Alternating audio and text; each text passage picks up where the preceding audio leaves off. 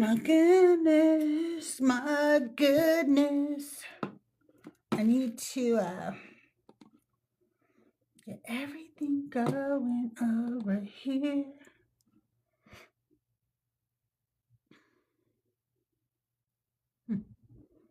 What you know about that? Oh, I did it again. I forgot to grab myself a soda. I wonder if Doug will give me one. I think he would. If I asked him nicely. Oh my goodness. I'm not going to see what the hell? Why did they ask? Why does TikTok have that come up? Why, when I start a live, does it ask me if I want to co-host with some random person? I really don't understand that at all. If I wanted to co-host with somebody, it would be my friends, not some random person on the interwebs. You know what I'm saying?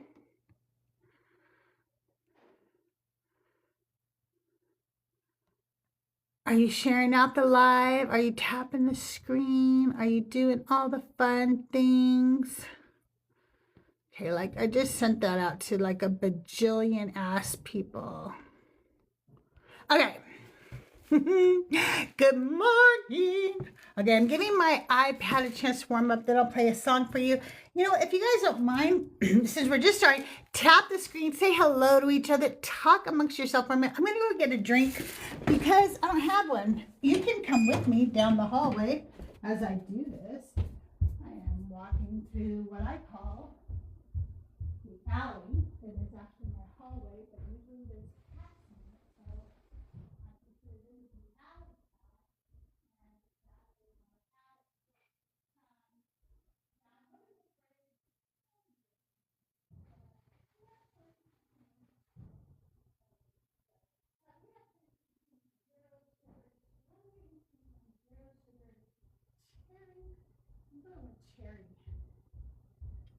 I'm gonna go with the cherry right now. No cats came to co-host for me? Okay. Sometimes they do. Sometimes they do. Hi, I'm over it. How are you? Are you one of a bajillion ass people? Hey, Ben. Hey, Fred. All right, How Crystal. are you? I'm doing better than last night. Listen, I see you got safe space for LGBTQIA. I want to know about your safe place. Does it have fortifications? Does it have a moat? How many keeps do you got? Yes, it does. We live on a hill, and there's a boat. Now it's a swimming pool, but it's closed. What are your walls made out of? How thick are they? We've got 6 cats that we've trained to attack on Oh, command. okay, all right. I'll fill out an assessment and I'll get it back to you with your grade, and we'll see how we go with that. I appreciate it. Well, hopefully I will get some people in here to talk to this morning. I'm letting my iPad charge for a minute, and then I'm going to play some of my music. Hi, Fee. Welcome in. If you want to come up, you guys, the guest box is open. If you're a friendly, I will take 1 or 2 more friendlies, and then hopefully we'll have some conversations today. I have different backgrounds if they don't want to talk about this one. What is this large black obelisk? That's a crystal. It's a black crystal. Because, you know, I'm crystal. So This is true. You are crystal. I used to have blue crystals behind me, but when I rebranded, I thought the black looked kind of cool. Do you have any idea? Do you do this on PC? Do you do TikTok Live Studio, or you do it on like the app? I do it on the app right now. This is people helping me. I get to move that. People are helping me get my equipment upgraded. So I've upgraded the light. I've upgraded the blackout curtains. I'm getting a new desk today, which is great for my back because I sit weird. And I'm getting a new chair, and then we're going to upgrade the computer so that I can start doing it from the computer. I have a laptop, but it just lags so bad when I try it from the laptop.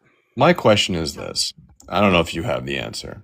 If you put a GIF as your green screen background, will it play? Mm-hmm. Yeah, it does. I mean, it sometimes. Okay, so sometimes it can lag you though. When I first set up, I used to have a crystal that spun behind me, but it just made it lag so bad that I went to a stagnant, Interesting. picture. I have But a, I have like, a, hey, Justin, I have a pretty nice PC, so that's I'm what I wondering need to how. get. So I've done So it should work. OBS. I know how to use OBS, and the only problem is every time I use OBS, I'll have to set up my green screen, and I hate doing that. It's a lot of work. So I'm wondering. Oh, hi Corgi butt. Hey Justin. Hey, JTP, good morning. If anybody wants to come up and hang out with me today, the guest box is open. I will take one or two more friendlies. And then, of course, we'd like to speak to some believers this morning. But I see lots of friendlies coming in. So just so you know, guest box is available for you. Candace, good to see you guys. If you're not following Candace, you should be. She's a badass. I love her. Nobody followed Justin though. That guy. Oh, What does he know? I never What does he tell people know? to follow him. They're all following him. I'm like, what? Get out of here. If you're not following Justin, I don't know what you're doing for real on that one. Like, that would be crazy. God is useless. All right. Well, you guys, that's the show for today. We finally got the answer. Fuck deconstruction. I love you, Justin. Hey, Queen, how are you? Queen Qualia in the house. Welcome in, welcome in. You guys keep tapping that screen, sharing out the light. Oh, that's cool. Thank you. Level 12. And we've got a guest. Hey, what's up? Whoa. Good morning. Can I get your age for TikTok purposes? Oh, was I a little loud there? Yeah, that was a little loud right in my ear. But Sorry, I'll just turn sorry. thing down. That's okay. I'm sorry. It's okay. Can I get your age for TikTok purposes? What's up? I'm 19. 19. Okay, and are you a believer of a God, gods, or a higher power? Yeah, I believe in the Christian God, of course. Why is that, of course? How would I know that? I don't know you. Well, I mean, okay, it wasn't that. I was just kind of saying, of course I would, but it's not that serious. So, is God It useless? wasn't that serious. My reply was okay, not serious okay, either. so, That's okay. weird. Got it. Why yeah, are you acting so- weird? Why are you acting weird? So, is God useless? No, he's not. Because I think that Okay. God is very valuable. Even if you have doubts about it, I think what God preaches as well is valuable. So, like, if you follow his teachings, you're not gonna go backwards for following God's preaches. So you're probably it's gonna be helpful for sure. What does he teach you? Well, to love your neighbor as yourself, of course. Who's your neighbor? Well, it's referring to just people in general. So No, it's I guess. Oh, it's just talking about your neighbor. I didn't know that. No, it's not. What is it talking about It's then? talking a very specific group of people. Oh, really? Talking So he's talking about your fellow Hebrew Israelites. Oh, really? I don't think that's true, but that's fine. Oh, well, that means you haven't read your Bible. No, I have. I'm just saying I don't think that's true. Then show me. I mean, you said it. You pull it up. You said he's talking about the Hebrew Israelites. Show me where that would be. I am quiet. Then Yeah, Crystal, you're a little quiet on my end. Oh, I was hearing you fine. That's weird. Yeah, you're a little quiet on my end. Okay. I'll try to speak up for you. Tiny says I'm a little bit quiet. So, who did Jesus come for? Wait, can you back up what you said though? I am. I'm asking you a question. Who did Jesus come for? Jesus came to save all of the people from their sin. Did he now? Hang on 1 second. Let me pull up some scripture for you. Okay. And then when you're done, maybe Crystal, I just need to talk louder. When you're done, I'm Chris, sorry, I got a Ben. good one too. Okay. Oh, if you have one right now while I'm pulling this up, then go Yeah, right ahead. Jesus wasn't the first one to say love your neighbor as yourself. You can also find that in Leviticus 19 through 8, or 9 through 18, sorry. The biggest issue with that is that about 6 chapters after that, it says that you can own slaves. So apparently there seems to be a difference between what this Old Testament considers a neighbor and other people. Well, firstly, if you want to specifically talk about the verse about slaves, God or whoever was speaking did not tell people they can own slaves individually. They're talking about a specific group or We're something not like going to go that into back in that slavery day. yet.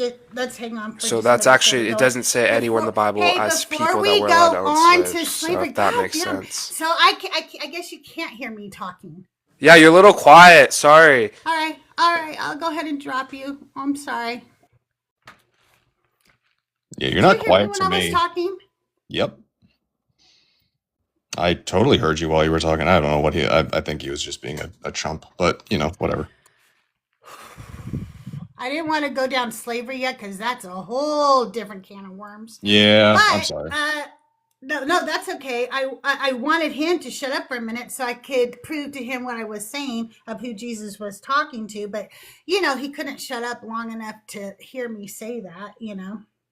Mm-hmm. I'm still gonna pull him up. His Where it arrogance says that he doesn't only like came this. from the lost sheep of Israel. Well, yeah, and That is Matthew I don't know how to 15:24. make my volume up higher because I'm on the app. You know what I mean? Like, I don't know how to turn up myself on the app. I don't know what to do. I'm using the same headphones I always do. Well, I think the verse you were looking for specifically was Matthew 15:24. Okay, hang on one second. Let me turn up the brightness on my iPad because I'm blind. Yeah, but you were right though that okay, the fact that you brought up the Leviticus also backs up what I'm saying because he got that from Leviticus, and Leviticus was specifically to the Hebrew Israelite people, right? So he wasn't just talking to anybody when he said that. Hello, Dagda. Good to see you. I will try to speak up. So hopefully I'm not like yelling at you, Ben. But yes, go ahead and read that verse in Matthew, if you will, that I was getting to. Let's go to Matthew 22-25, just so that just some context. And behold, a woman of Canaan came out of the same coast and cried unto him, saying, Have mercy on me, O Lord, thou son of David. My daughter is grievously vexed with the devil. But he answered her not a word. And his disciples came and besought him, saying, Send her away, for she crieth after us. But he answered and said, I am not sent but unto the lost sheep of the house of Israel. There you go. And when he's quoting these verses, he's quoting Leviticus. He is telling you that who his audience is, and it doesn't change. So love your neighbor as yourself is love your fellow Hebrew Israelite as yourself. Good morning, Orion. Good morning, Aaron. Dr. Joe, I know you've been here for a minute. I just want to make sure I say hi to you. Jilla, Dagda, Kennedy, who else do we got? I saw Secular Perspective. Russell is in the house. Russell, you want to come up and tell me about God and how he is not useless this morning? I would love to hear about it. I'm going to play a little music for you guys. I hope you don't get bored with my music. By the way, a special thank you to Robert this morning. I don't ever right now. The way my setup is, I never get to see things from Cash App, Venmo, or PayPal until after the show. So I always thank you the next day. So if you send, I promise I will thank you. I also send a little reply to you when you do tip me over there. But thank you so much to Robert. Big shout out for the Cash App gift yesterday. I really appreciate it. Y'all are helping me so much be able to go live more often and give you, better content and higher quality content, if you will. I have a quick flash goal. I need 13 different people to send me 1 J each, okay? And let's hear some music this morning. The first song we're going to hear is my newest song, and it is called Abelina Ballerina. This song was written for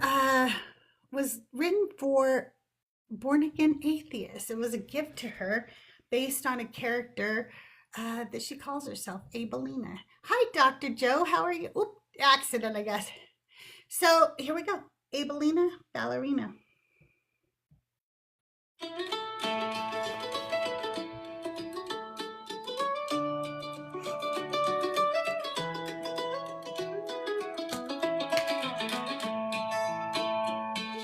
Abelina Ballerina, spinning in her tutu.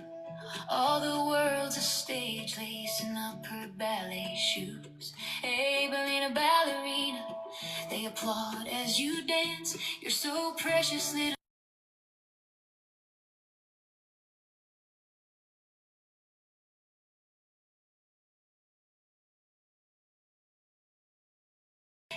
I'm sorry, I have to start it over because I had a cough and I didn't want to do that in Ben's ear.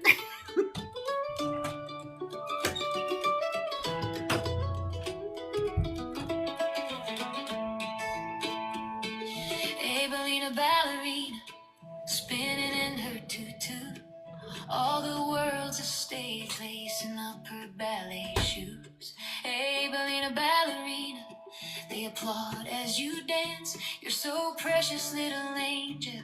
Dance away if you can. Abelina Ballerina, wooden floor counting time. In the mirror she's a swan, arabesque in pink tights. Abelina Ballerina, sitting still in a pew. Preacher says that light you feel doesn't really come from you. They tell her every step is borrowed, her plie heaven sent. And for every bow she's taken, she's got something to repent. Abelina Ballerina, stand still, don't twirl. It's your fault if they're not holy, so be a good little girl. Abelina Ballerina, preacher says, let us pray. Closes the door so no one hears. Calls it a special game. He says this is guidance, says she's holy, full of grace. Claims God needs her silence, blessed are those that obey. Abelina Ballerina, the light has left her eyes. She no longer hears the music, and her steps are out of time. Abelina Ballerina, remember how you twirled, who's to blame if they're not holy? You're still just a little girl.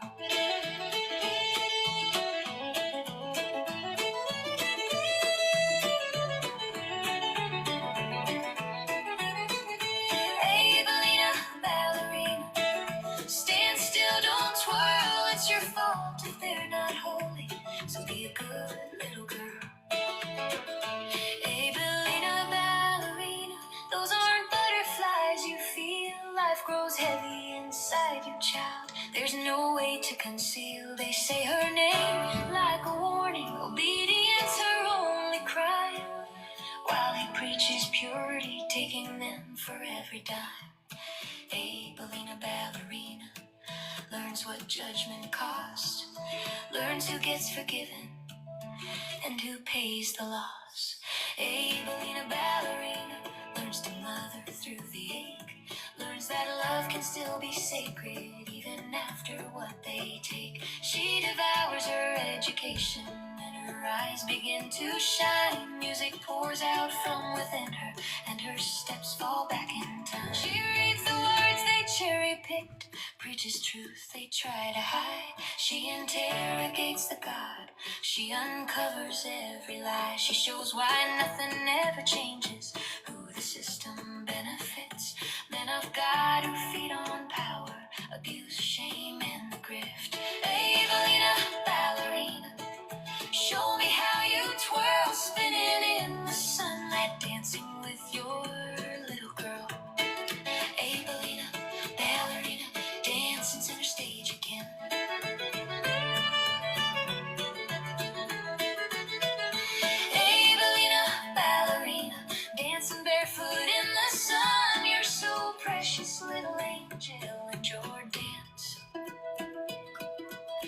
just begun.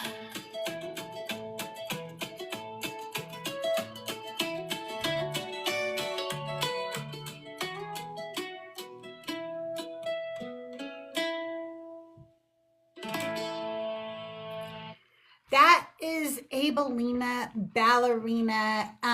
Thank you guys so much. I really appreciate all the support. And I get a lot of questions about my music. I write the lyrics, the vocals, and the music are from the app Suno. I've always been honest about that. But I do write all the lyrics. Those songs are from me. And the album will be released in the new year on Spotify in January. I don't have a date yet for you because I have one more song to go on the album. I do want to tell you that if you're a musician and you want to cover my songs, use my songs, or you're a creator and you want to use the songs for your clips, you're more than welcome to do that. I just appreciate you give me credit and let people know where they can find me. I wish I could sing. I would love for for an actual singer to sing them. I do have a couple of friends who are musicians in the deconstruction space, and they are doing covers on some of my songs. So I'm really excited to hear an actual vocalist sing. You don't want me to sing it either. You don't want me to sing it. Sometimes I sing along when I'm in here, and then I listen to the playback and I'm all, oh, you should not do that. That's not good. Nobody needs to hear that. But no, that song is not based on me, by the way. Like, that is Abelina represents so many women, and it's not just the abuse that she has from the pastor. It's the beginning where they're telling her that nothing good comes from her, and then they abuse her, and then they shame her, and the man gets exalted. It's so many women in so many situations, and it's not about one person, and it's not about me. Yeah, blaming her for everything and then still giving them all their money. That's what they do. So should I change my background to the faith question? Do you believe God has zero utility for any people? I don't believe there is a God. So that's not really relevant to me. Like, I don't really believe there is a God. And for me, I think that you can take some rituals that are good for community building or whatever. I mean, there's definitely the secular Jewish community that still does all the rituals, but doesn't believe in the gods, but still build community around their shared history and everything. And I don't think there's necessarily anything bad about that. It's when you get evangelical or super reactionary about it. And Sven, if you want to come up and talk about how your God is useful to you, come on up. It's just a conversation. I don't want to yell and scream and fight. I don't want to get all meta on each other or whatever. I'm not saying it doesn't ever happen, because, I will cut a bitch. No, I'm just kidding. No, I will react, appropriately. I match energy a lot, so.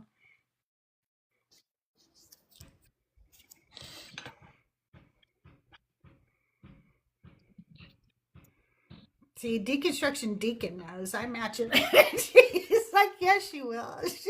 She'll come at you.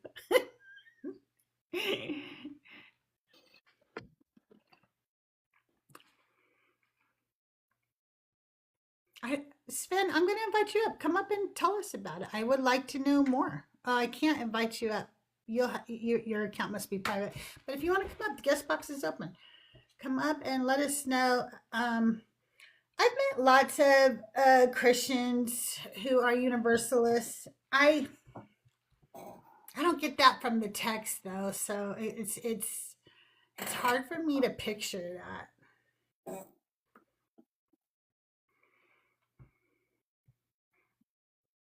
he'll be up in a few minutes. That's good. Well, while we're waiting, I'll go ahead and play another song for us if you don't mind, Finn. Hell no. Go ahead. You guys, we need to get the shares up there though, because in the first 15 minutes, you have to get 5,000 likes and 100 shares. It's been over 15 minutes, so if we could get those shares up, you could just copy and paste it, add it to your stories, repost it, send it to your friends, your enemies, send it to your frenemies, okay? But let's get the shares up, okay? I might be able to do this. I might be able to do this myself.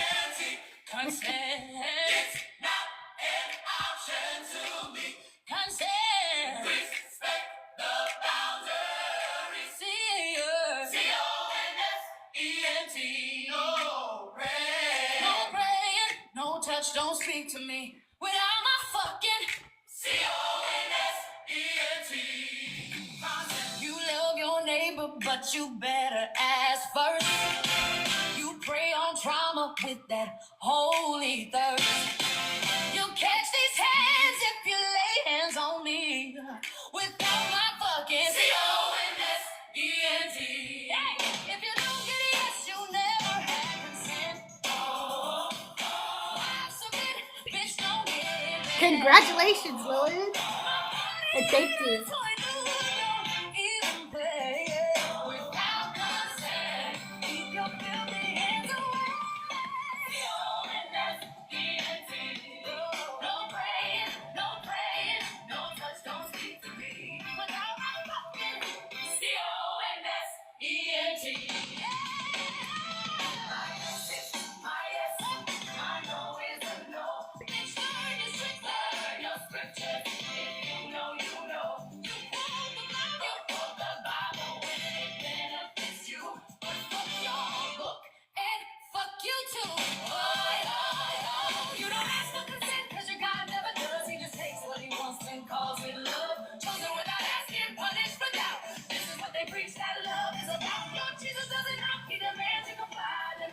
Follow me and don't ask why.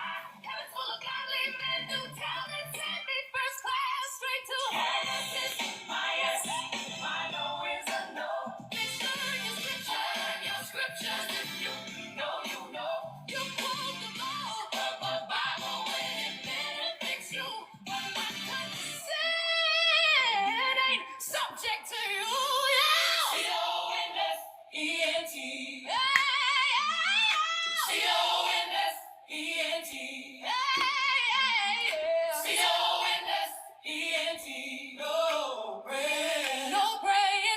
Touch, don't speak to me without my fucking C-O-N-S-E-N-T. I like the way she says fucking at the end. That's like my favorite.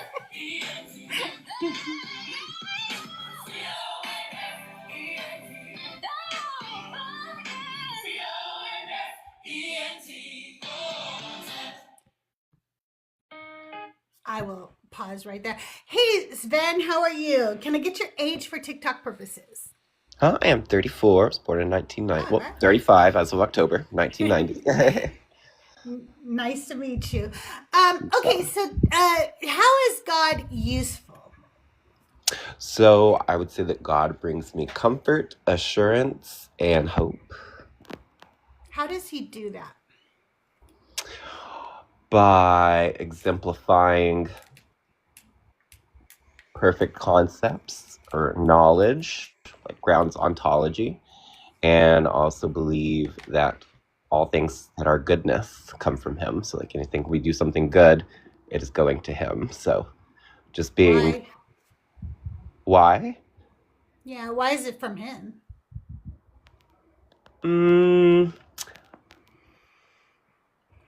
I would say just the definition of what God is. It's the grounding of all beings. It's the oneness, the goodness.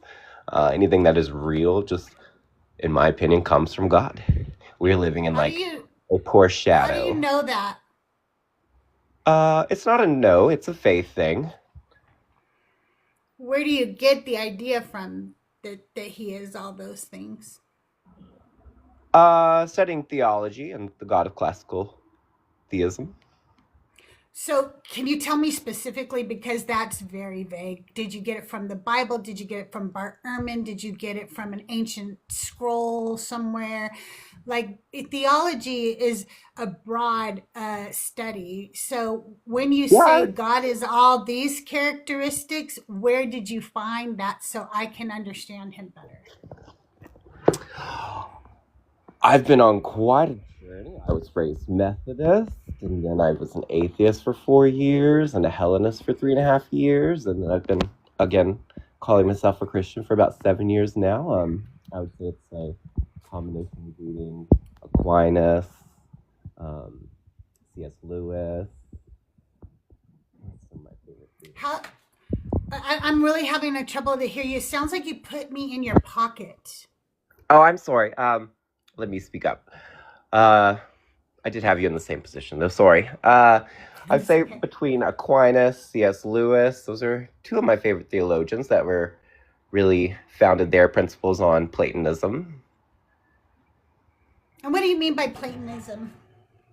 That the abstract is more real than the material. So, like, energy and forces and all that are the fundamental reality of the universe. And matter is a byproduct or an emergent property of that. Okay, so you're saying things that are metaphysical are more real than the things that are physical? Right, like we can't have a perfect circle here in the material world, but we all know what a circle is. So the perfect circle can only exist in heaven or wherever God is, or, that's rooted in How can God. you demonstrate that? How can you possibly demonstrate that? It's the only logical way it can happen. Like, it's just not possible in our That's physical not universe to have logical. perfect You would abstract. have to you would first have to prove the metaphysical exists. You would first have to prove that there's any reason to even listen to Thomas Aquinas, which I would never listen to that man. He thought women were defective men, and he thought that hell was a place for Christians to have eternal entertainment of watching people suffer for an eternity. He liked that. That's not a person's opinion that I value. So where can I find these things that you're saying? You're just making claim after claim with no substance behind it. Well, I certainly don't claim to love and stand by everything Plato said, or Aquinas said, or even C.S. Lewis said. They were raised in a patriarchy society, so I stand right by you, saying that they should be taken with a grain of salt. It is but one of many pages that builds a personal faith. And I already told you it's a faith claim. I'm not trying to make empirical claims for you. If that's what you're looking for, I do apologize. It is faith, as I I'm not said looking early for on. anything specifically. I'm trying to find out how God is. I feel God is useless. I don't see anything that God does. I see people make a lot of claims that God does stuff, and then most of the time when they make those claims, it's very clear that a human had to do the things that they're claiming God did. And those claims are wild to me because even when they say for themselves, well, he gives me comfort. Okay, great. So do lots of people's imaginary friends give them comfort, but that's not necessarily useful. We know that it's not useful to believe in things that are not true. So to me, that doesn't prove usefulness either. Where is the actual real usefulness of this God? Where is all this power I was promised in this book? Where are the miracles that would supersede Jesus's miracles? Where is the practical applications of this God? I don't believe miracles happen, so you're not going to get practical applications from me. Like I said, God is a philosophical claim. It is how we ground reality. It is an answer. How can you ground reality in something that's imaginary? That's what we all do. Like the law of non-contradiction, the law of identity, all of these are imaginary. We have no way to empirically prove them, but you accept at least the basic They're three not axioms of imaginary. physics. They're They not are. imaginary. No, they're not. A concept isn't imaginary. It's a concept. There's a big difference between conceptual and imaginary. Math is not imaginary. It's a concept. It's conceptual. Yes, it's an abstract concept, just like Right? God. It's not Just like imaginary. No, God is just imaginary. There's just no evidence at all that he exists. And any use that people bring to me is proven again to be human. It's not, nobody has shown me anything he's done that a human can't do and hasn't done. Well, I'm sorry you've never seen that. I've seen it help many people in ways that secular humanism could not, and the materialist You can't prove values that might. secular humanism couldn't help them. You can't prove that. And you can't prove it You're, you're, could. We you're just like thinking, that's I never said sociology with it a lot did. of. I never said it did. You made a claim just now that it couldn't help them, but you can't prove that. You're just, again, making more and more claims, and you've brought nothing to back up anything you're claiming. Nothing. Okie doke. All right. Well, have a good day, You Sven. It's been nice too. talking to you. We got Hug Goblin in the chat. Our mutuals. How are you doing? I'm 37. I go by she, her. And I really wanted to talk to him, especially after you I tried to could bring bring up. him back up, but Please bring him Sven, do back you up want to because come back? If I he would wants like to, that very much because I'm actually getting my master's in clinical counseling. I regularly use secular humanism and addictions. I would very much like to hear this, if you don't mind. I don't Hey, mind that he's not requesting, and I can't invite him because his account is private, so I can't invite him up. hey, friend, come back up here. I'd very much like to talk to you. It would be As very a much. social worker, I would also like to hear this conversation. Okay. All right. I will let you All right. guys talk. Sure, Go great. right ahead. Sven, so can you tell me statistically, I would like for you to bring me a source that is peer reviewed within the counseling world or something that is not just testimony that supports your saying that secular humanism is proven more effective than clinical psychology. That secular humanism is proven to be more effective than I don't think that secular. was his claim. I don't think. Yeah. That, I mean, What? the lack thereof. I'm so sorry. My words are not wordy that's today. okay.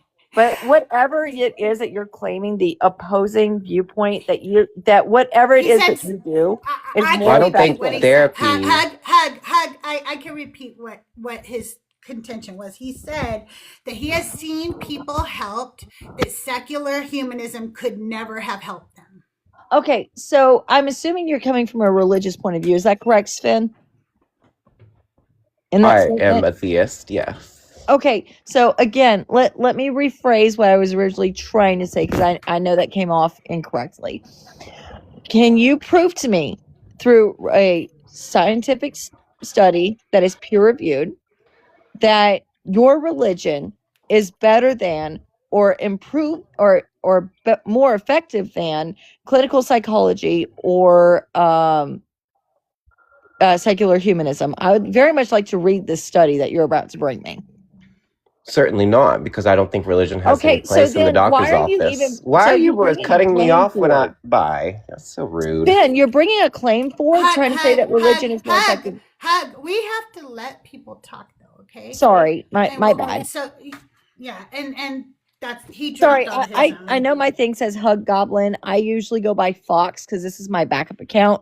So if you really want to get my attention quick, Fox would be a better avenue. I'm so sorry. I'm just now catching that. That's my bad. My apologies. Okay, no problem. All right, I'm going to go ahead and drop you back down now that Sven has also disconnected. But thanks for coming up. You guys make sure No worries. you are following Hug Goblin or Fox. Yeah, well, you're going to get called a baby in chat because, yeah, that's going to happen. Chats. You know what I'm saying?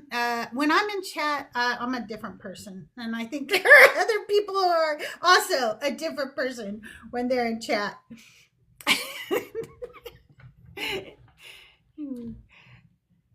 Good morning, Tahir. Good morning, La Paquette. Tahir, if you want to come up, you know you are always welcome. Schley, you are welcome too. I saw you sneaking in here. Thank you so much, everybody, for being here. Iron Heel, welcome in, welcome in. Love seeing everybody here. I'm sorry, but the thing is that like he was just making claim after claim, and then he wasn't backing up anything he said, especially when you say like that these people were helped and they would never have been able to been helped with secular humanism. That's a bold claim that is completely um like unfounded. You can't prove that because we can't go back and say, okay, unhelp them, and now let's help them through secular humanism and see if that works too. We can't, you know what I mean? That there's no way to prove that.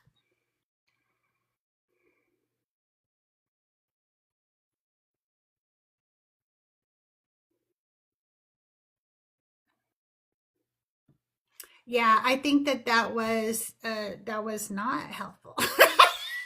That was not helpful. Hutu, if you want to come up, the guest box is open. You can let us know how God is useful. Not, it hasn't been really useful in any way I've seen, but Yeah, God my does have contention on some. that discussion would be there are basically every religion has this claim that once you convert to that religion, you can give up addiction or bad thoughts or whatever. But the problem with that becomes that, especially a universalist Christian, would probably consider that many of the religions that claim this, including evangelical Christian nationalist organizations who have the same claims. Like if we're seeing this from every religion, I don't know if you can claim that, oh well, my religion does it too. Cool. Like so like Hezbollah runs an anti schmug abuse clinics, and they have a pretty high rate of getting people off schmugs, but I don't know if we would want to go with them in terms of our theological interests. Right. I want to ask my chat GPT a question real quick, but I love to just ask him, so I'm going to.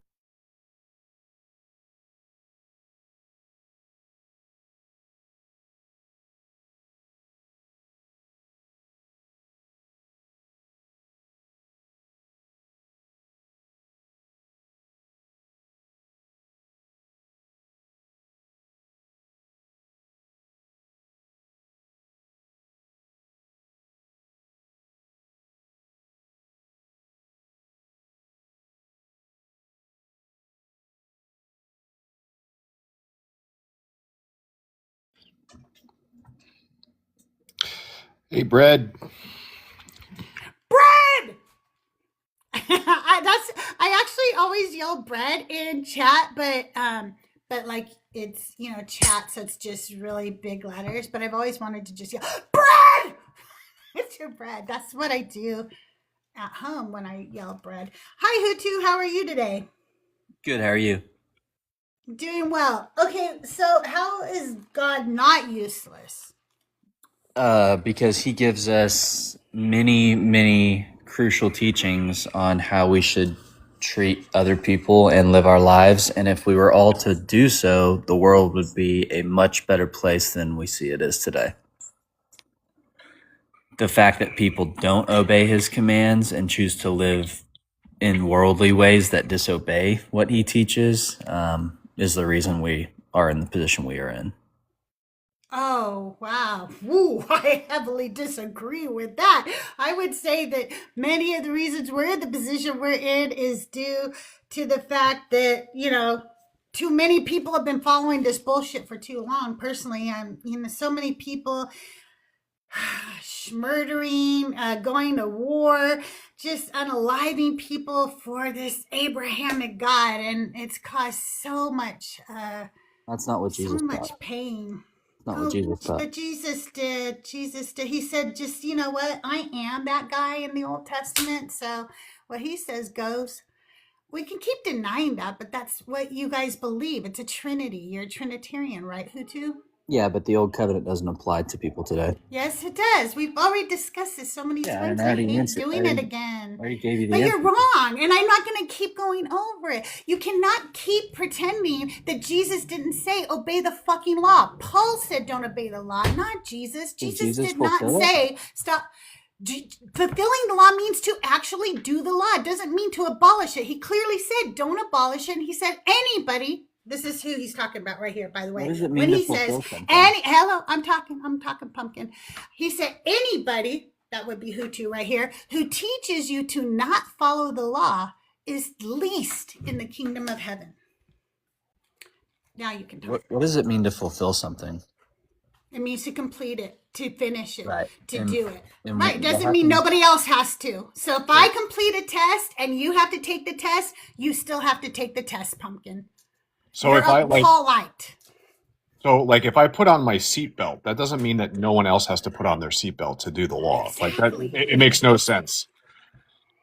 Right. That's not what Jesus was saying when he fulfilled the law. He That is what he's completed- saying. he Okay, had we're given- going to read that shit because I'm not playing games. He said, you do that fucking law until heaven and earth pass away. We can read it over and over again. May I?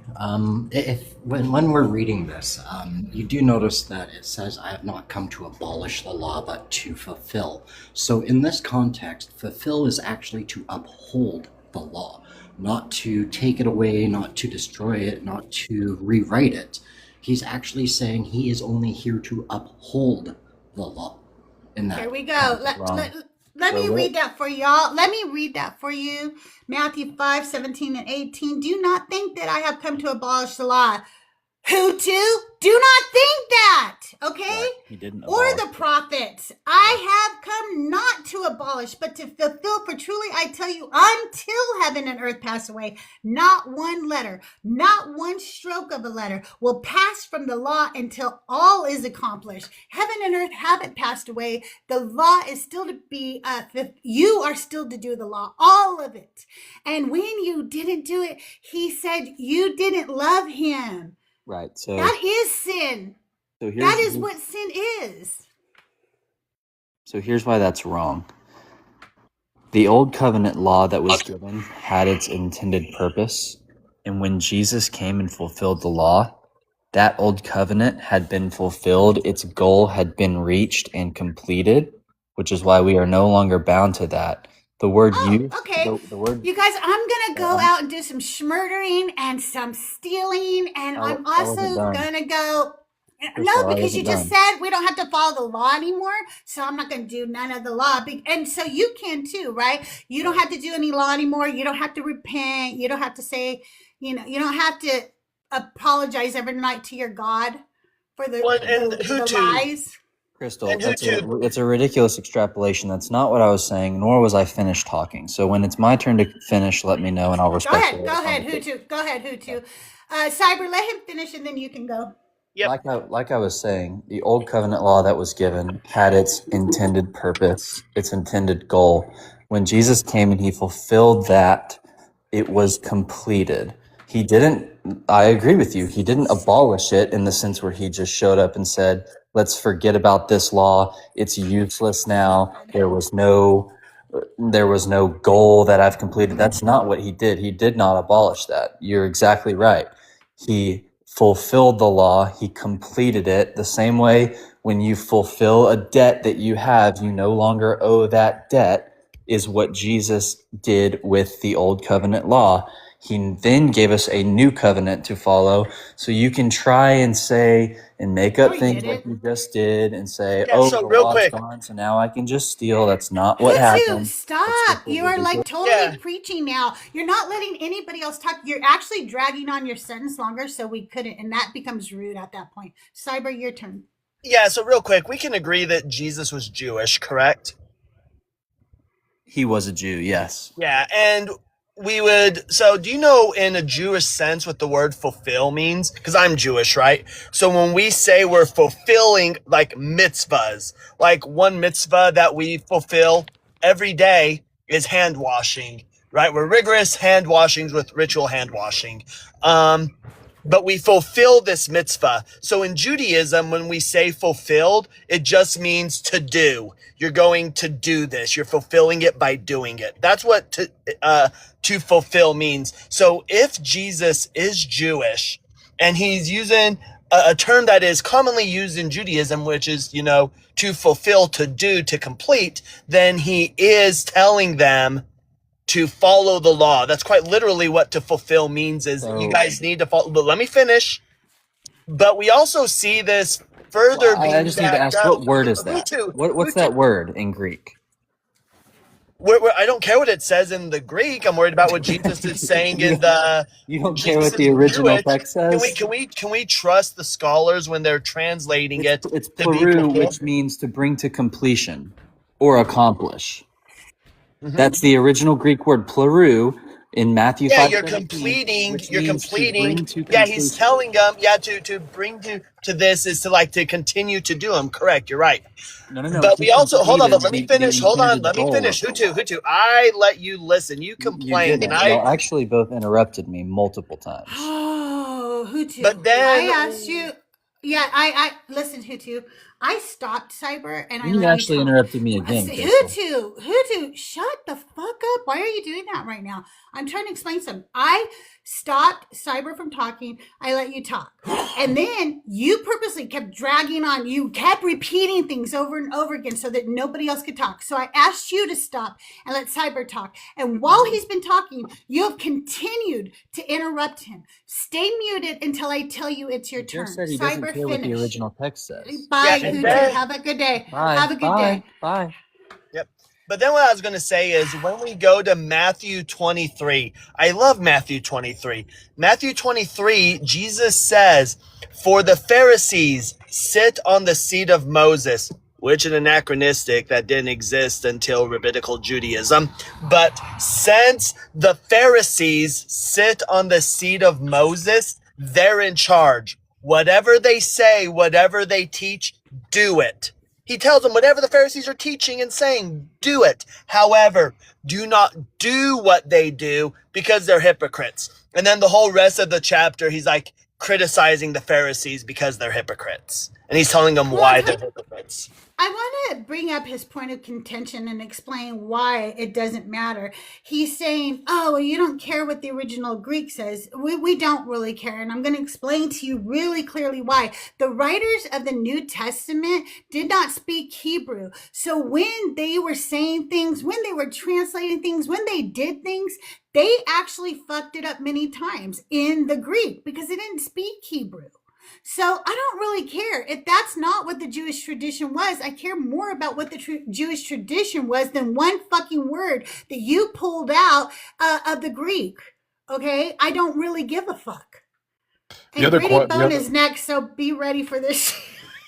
The other problem becomes like if you're going to say that, I don't know if his idea is that all you have to do is follow the 10 commandments or even just the two most important commandments. Well, then in that case, you're going to come across an issue where if all the other laws are null and void, then you can't say anything about, I don't think you can to begin with, but LGBTQ stuff. You can't say anything about. That's my point. He sit here and acts like all the laws are done away with, but then when I say okay, then I could go do anything I want, he's like, no, because you go and it's like, what? Your point is absolutely ridiculous. You're not making a point. Gritty, I saw you in the box. What happened there? Did you decide not to come up? Are you still coming up, Gritty? And real quick, I was just looking up that word that he was talking about in the Greek, and every other time that word is used and let's see, I'll go look at the books real quick. Hutu, I'll bring you back up, but everybody's gonna remain muted until I tell you that the next person can talk. Right now, Cyber's talking, so remain muted while you come up. Yeah, so when we see these words being used in Colossians and Galatians, the same word, when it's being used as in to carry, right? It's being used as you need to carry this, you need to fill this. So that's when that word is being used throughout the entirety of the New Testament. So when you say it's like to complete, that's not how it's used in the New Testament at all.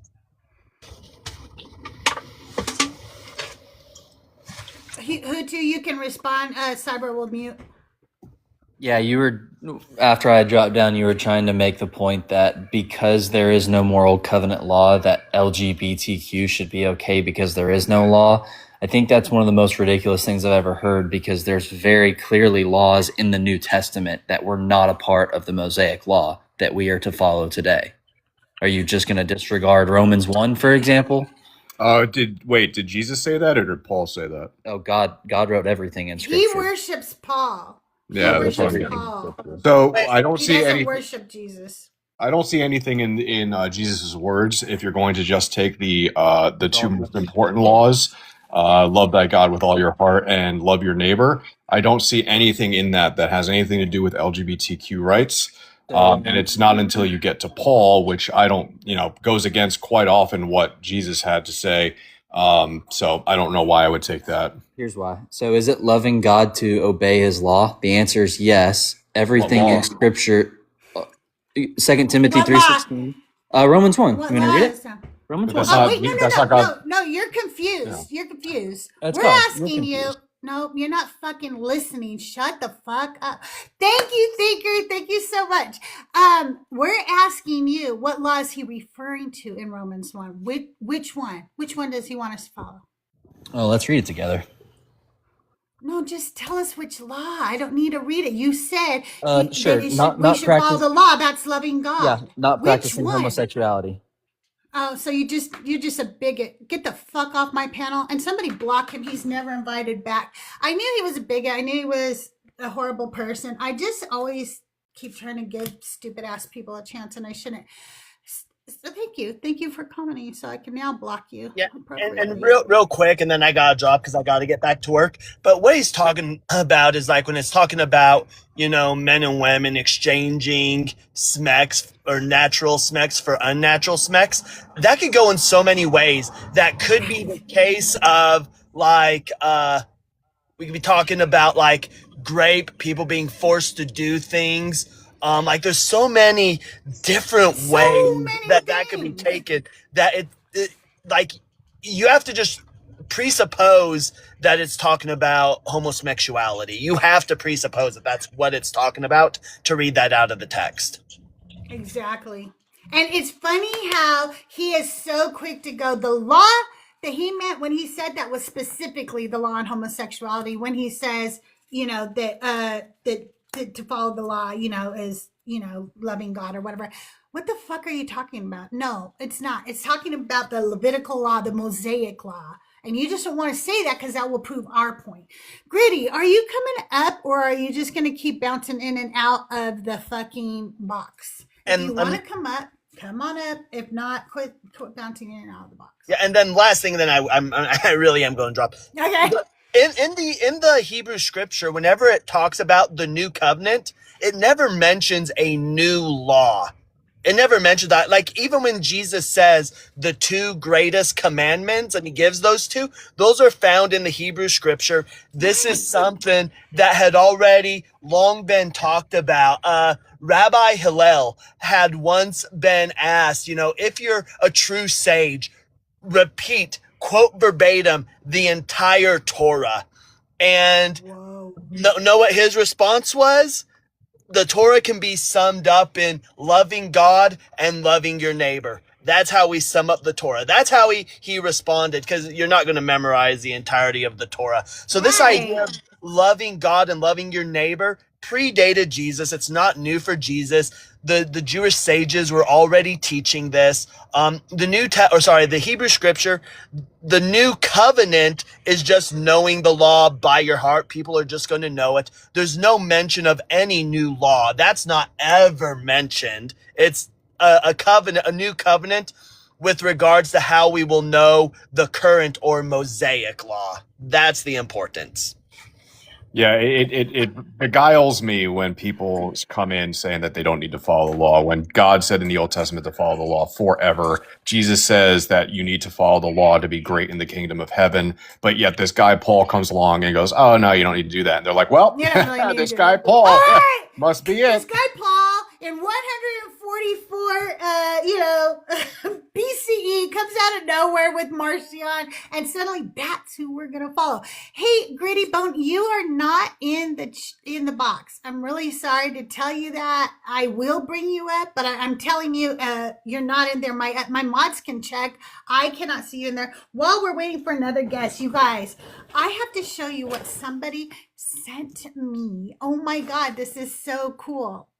Let's see. I think Gritty is coming up. I'm going to ask him to mute for a second so I can show you guys this. Gritty, give me just 1 second, okay? I'm going to show everybody what somebody sent me, okay? So you guys know that we're on baby watch right now. My daughter-in-law is pregnant, and I want to give total credit for this, okay? So this is who made these, okay? And I will post a picture of this in my Discord. The Discord link is in my bio, but they were making something for Justin's son, and they were like, I have extra fabric, so I'm gonna make you something. I did not know they were gonna make all this. Look at this. Look at this. Little Cute. can you see? Little foxies. Aw. Yeah, little foxies, and with matching pants, okay? Then we get little moth pants, and I think I have a moth top that matches too. Was that a death's head moth? Yeah, I think so. Those are death's head moths? Oh, God. Isn't that cute? Isn't that cute? That's adorable. Okay, wait till you see the double donkey Jesus, you guys.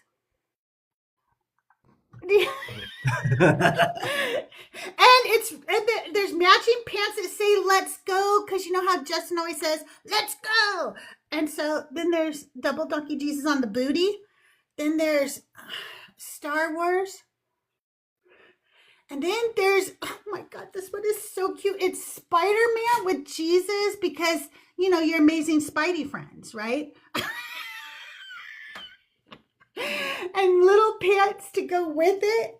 And then last but not least, there's this little cute one too.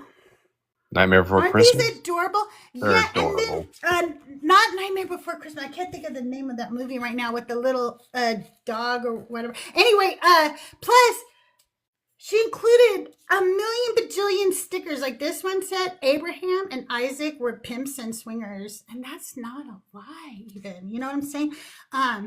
Everyone goes to hell in somebody else's religion. Aren't these adorable? So I'm going to post her information on my Discord. So if anybody wants to support her, that would be amazing. I am so excited. It was really cool.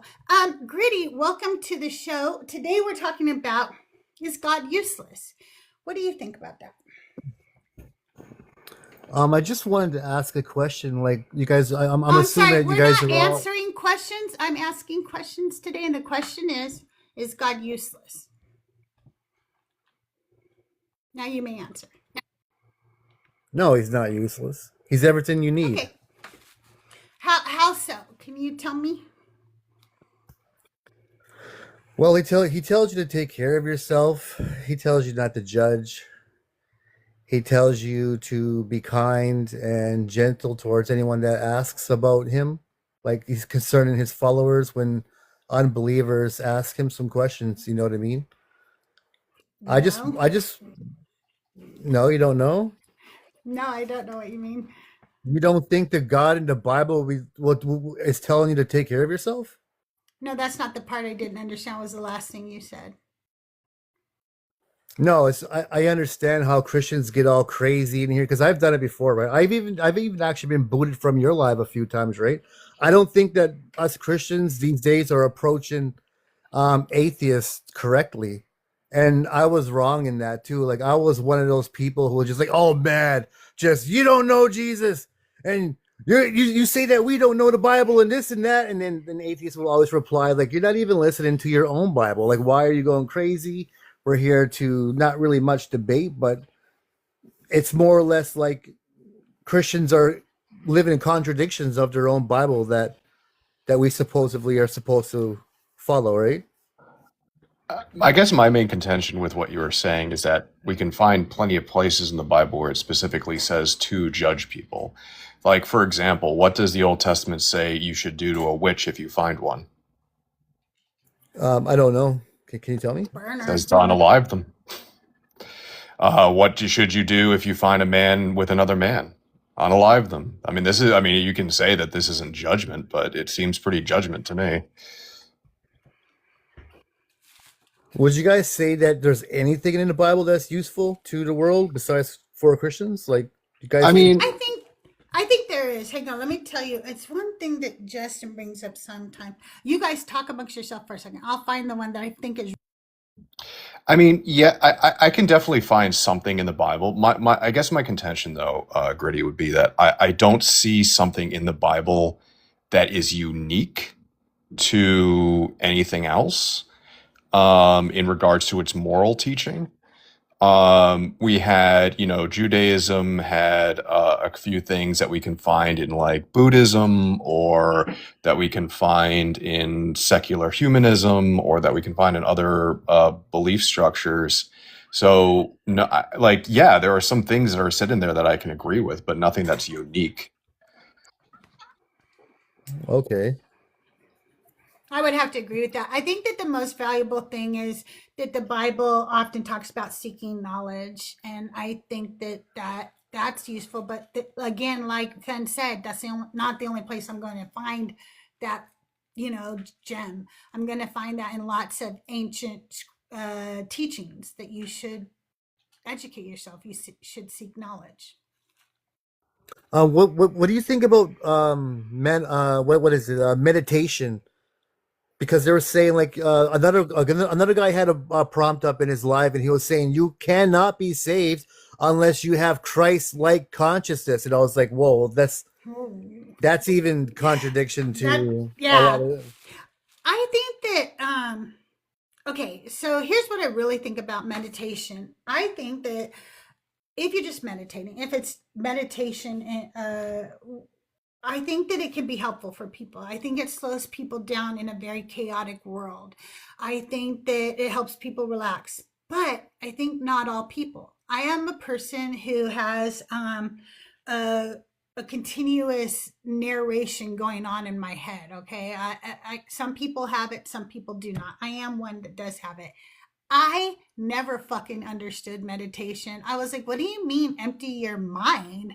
I can't do that. It won't shut the fuck up. It's just going to keep going in there, So it didn't help me. I felt irritated. I felt like I couldn't quiet my brain. So there's other things I do to relax that helps me slow it down, but it's not meditation for me. It doesn't work for me. I think it can help some people. It doesn't help me.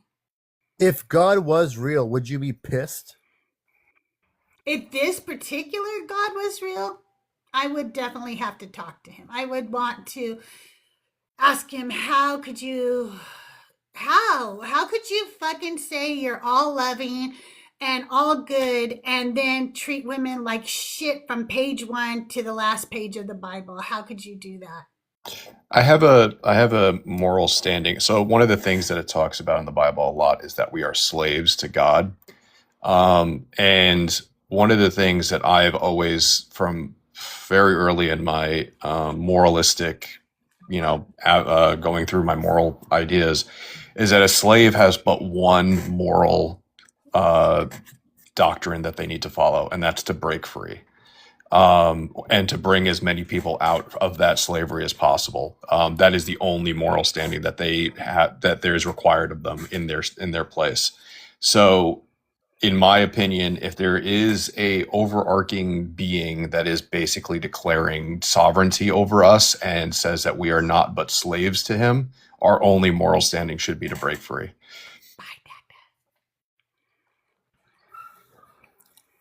So, do you believe in any higher power at all besides the one in the Bible?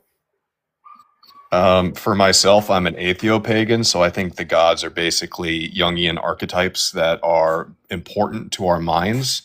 We have rituals we can do that can help with our mental health. We can build communities around it that are good for our mental health. But I don't necessarily believe that gods exist. If I take the stance that if a God exists, lots of gods exist. But I don't necessarily believe that the gods do exist. And you don't believe And in the God that was. I'd like to tell you what I am. I am not the same as Ben. I'm a different human being. I am an atheist with an IGTHEIST. And that simply means that I don't believe that we have been able to define what a God is, let alone what God is. And so because nobody can really define that, I don't find any reason to believe in it. So since really nobody has the answers of the beginning of creation, would you? I'm pretty sure that you believe in evolution, right, host? Well, of course, I believe in evolution. I mean, like, obviously, we still see signs of evolution. Like, we use evolution in sciences to help us, for instance, with making new antibiotics. As things evolve, we have to come up with a better, antibiotic. So, yes, I believe in evolution. Do I know where everything came from, and do I pretend to know where the universe started and life started itself? No, I believe that the universe was probably eternal. In some form, not in the way we see it, obviously today. I don't really. I believe that for the most part, science is correct on how life began here on this planet and how we evolved. But I'm not positive. And here's the other thing: I don't care, because I'm almost 60 years old. And I'm never going to know that answer before I die. So why should I worry my pretty little head about that? I'm never going to hear the answer before I die. Is there like somewhere deep down in your heart of hearts, that you want to believe that we came from a brilliant and genius design of some sort, like a creator? And I just don't have that. as a quick aside, I mean, these aren't the only two options. Even theologically, Right. these aren't the only two options. The Norse, for example, believed that the universe was created out of like a chaotic combination of two states, and that the gods were born out of that and shaped it. For example, they weren't creator beings. They found themselves in the same position we did. They just appeared in this chaotic universe. So, just creator or, Big Bang are not the only two answers that you have, especially in religion. But also, I want to answer your question, Gritty. I don't have that desire. My husband does. My husband believes that, and that's fine with me. He doesn't believe anymore that it is necessarily the God of this Bible, because he realizes that obviously this was written thousands of years ago. There's obvious contradictions. There's obvious anachronisms, and it starts to become. You start to realize that there was a lot of mythology written back then, and they're probably none of them are right? So he's like, even if there's a creator God, yeah, it's probably not that one. But he still believes that there's probably some kind of creator God. I don't think that that's true. I don't see that there's some mind just floating around somewhere, or invisible, or whatever. Every single time we've ever searched for an answer long enough, no matter how long it takes, we always find a very natural answer to what we're looking for, even if at first it seems supernatural. And so to me, when it's all over, it will come down to something that was natural that occurred, and I don't know what it is. I'll never know in my lifetime. So your husband does believe in the creator, so that's Mhm. pretty interesting. Do you guys have a lot of conversations about spirituality, the beginning of creation, God, like basically like a creator for us?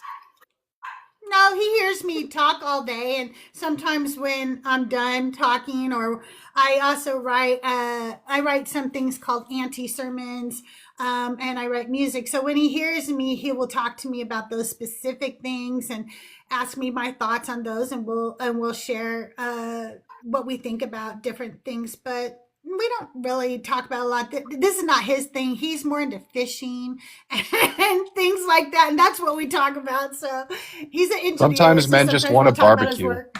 Yeah. Yeah. Yeah. Well, that's interesting. I just don't understand what, like, let's just say, well, I don't even want to say that. I don't even want to say that, but just for argument's sake, there are people who are spiritual. And wait, I'll let you I'll let you introduce the guest that But you that's just brought okay. up. He's my friend. You go ahead, Gritty. He's my friend. I'm He'll around, approve. baby. Don't you worry. Hey, everybody. Hey, it's this guy over here. Hey, Huh? forget about it. I'm here, Forget so about everybody it, can man. just relax a little bit, okay? I'm here now. Don't worry. All right, we got you. Go ahead, I mean, Gritty. to be fair, I'm an atheist who is spiritual. I have rituals I do. I have holidays I follow that I have my little community that we do stuff together. But, I think that you can take these cultural relics that are important to you without the baggage that comes with it. Like, and there's even a movement now in Europe. It's not quite spread here. But there are Christian atheists. Basically, they still go to church. They still, do all the rituals, communion and baptism and all that, but they don't believe in a God anymore. But they still find usefulness in the music. They're here too, Ben. Yeah. They're here too. Yeah, My they friend still- Archbishop is around somewhere. I don't know if Yep. you're listening, Archbishop, but I saw Yeah, I know you Archbishop. thinking. Yeah, Sounds like that Christ consciousness stuff. Yeah. a little bit. So, like, does anybody here believe in like paranormal then? Like I ghosts? I don't. You don't? No.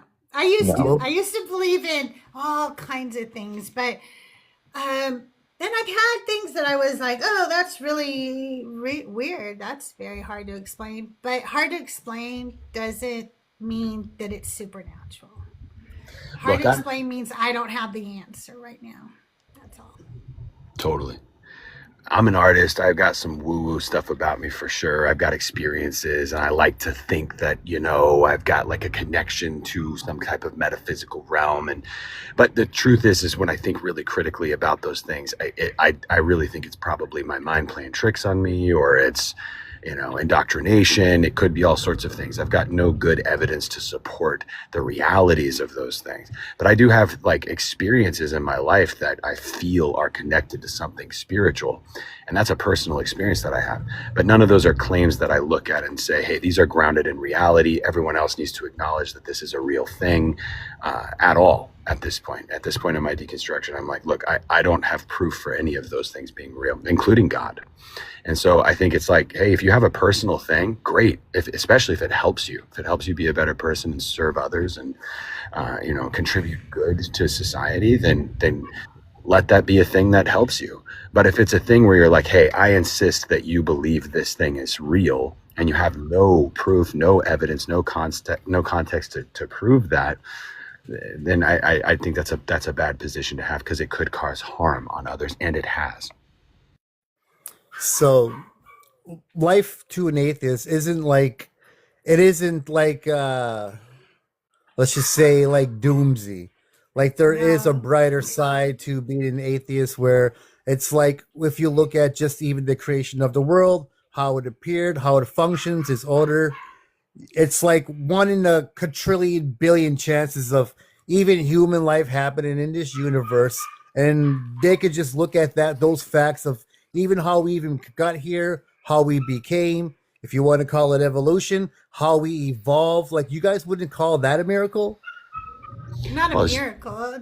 It's cool. It's fucking amazing. I think that it's extraordinary, but I wouldn't call it. And I want to address something you said.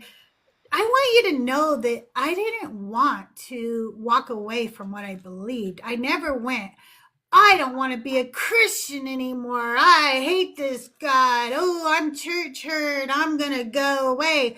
Instead, what happened was slowly, I always tell people, I don't know if you've ever seen like glass slowly break on something, or an eggshell just slowly, being cracked open by a little chick, right? Like it was a slow process. Things started to crack. And uh, as it happened, it became more and more evident to me that I couldn't believe anymore. I didn't choose.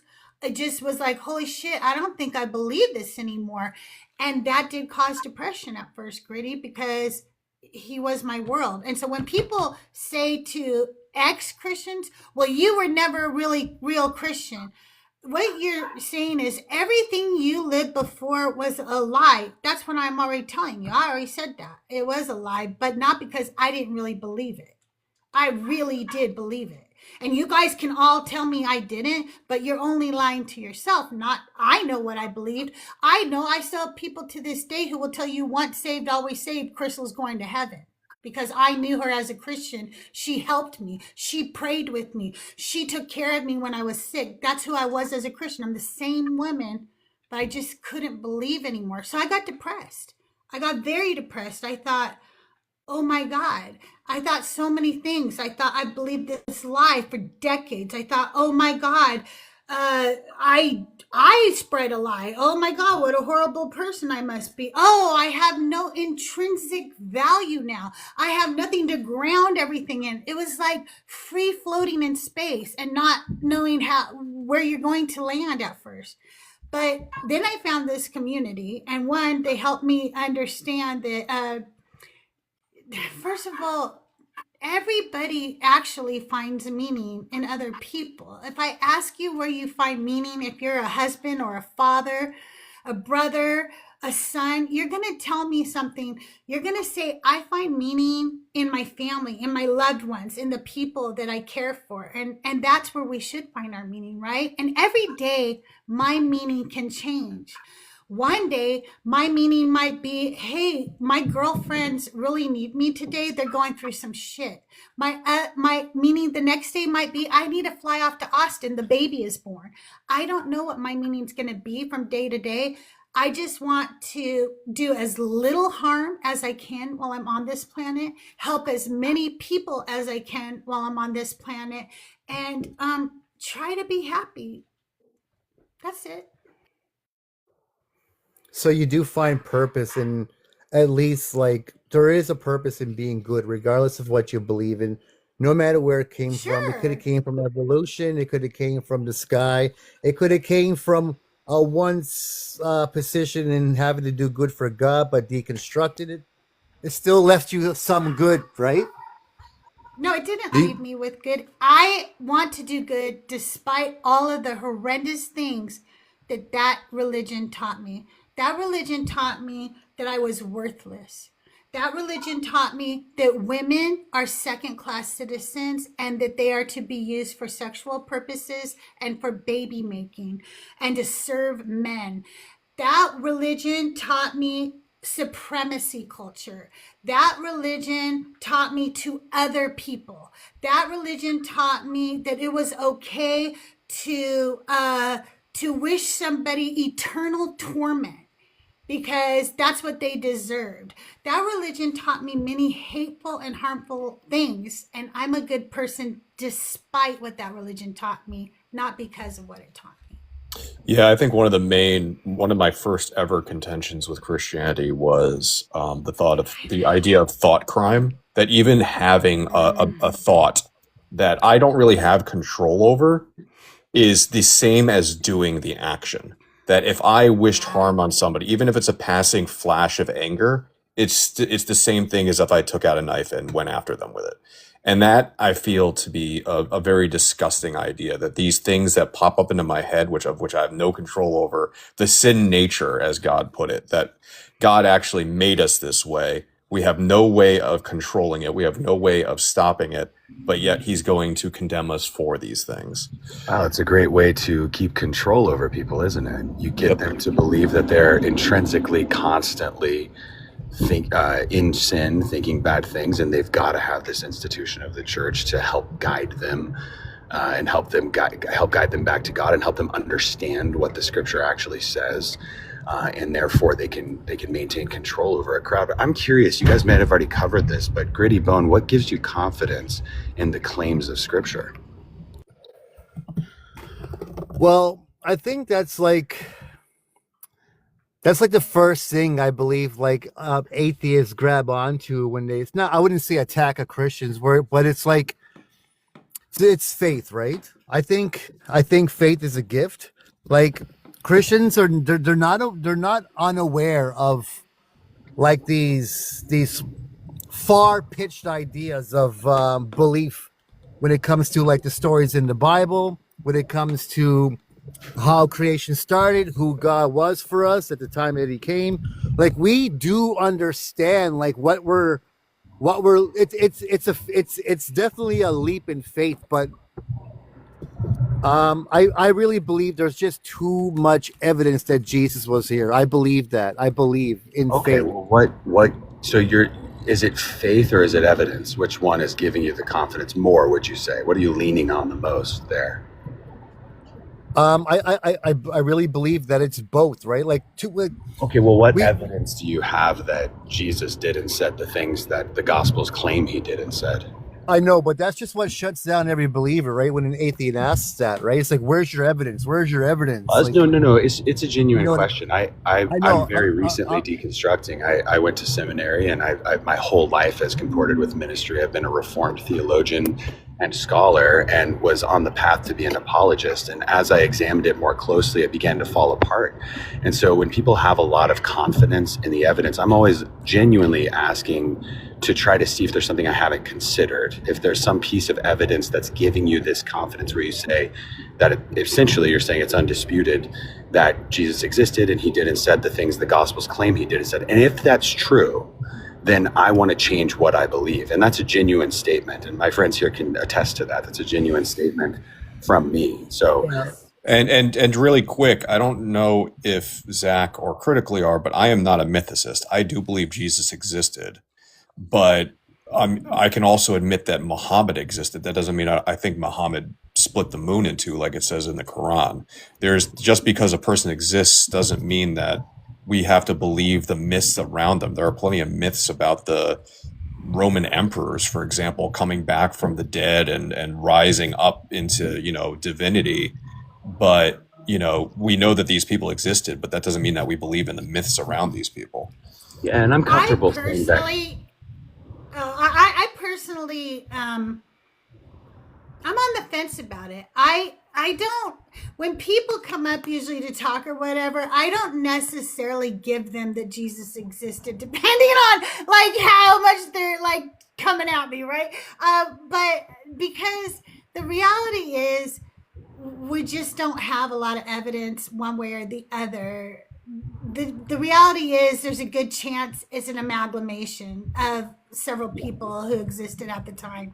But I definitely do not believe any of the supernatural claims of him or any other person at that time. I don't believe Nero raised from the dead either, okay? So it's not like I'm just picking on the Jesus, okay? I don't believe that Dionysus made water into wine either. So it's not just Jesus that I don't believe. I don't believe Dionysus either. So I don't believe any of them. Serapis Christus, I don't believe any of their supernatural claims.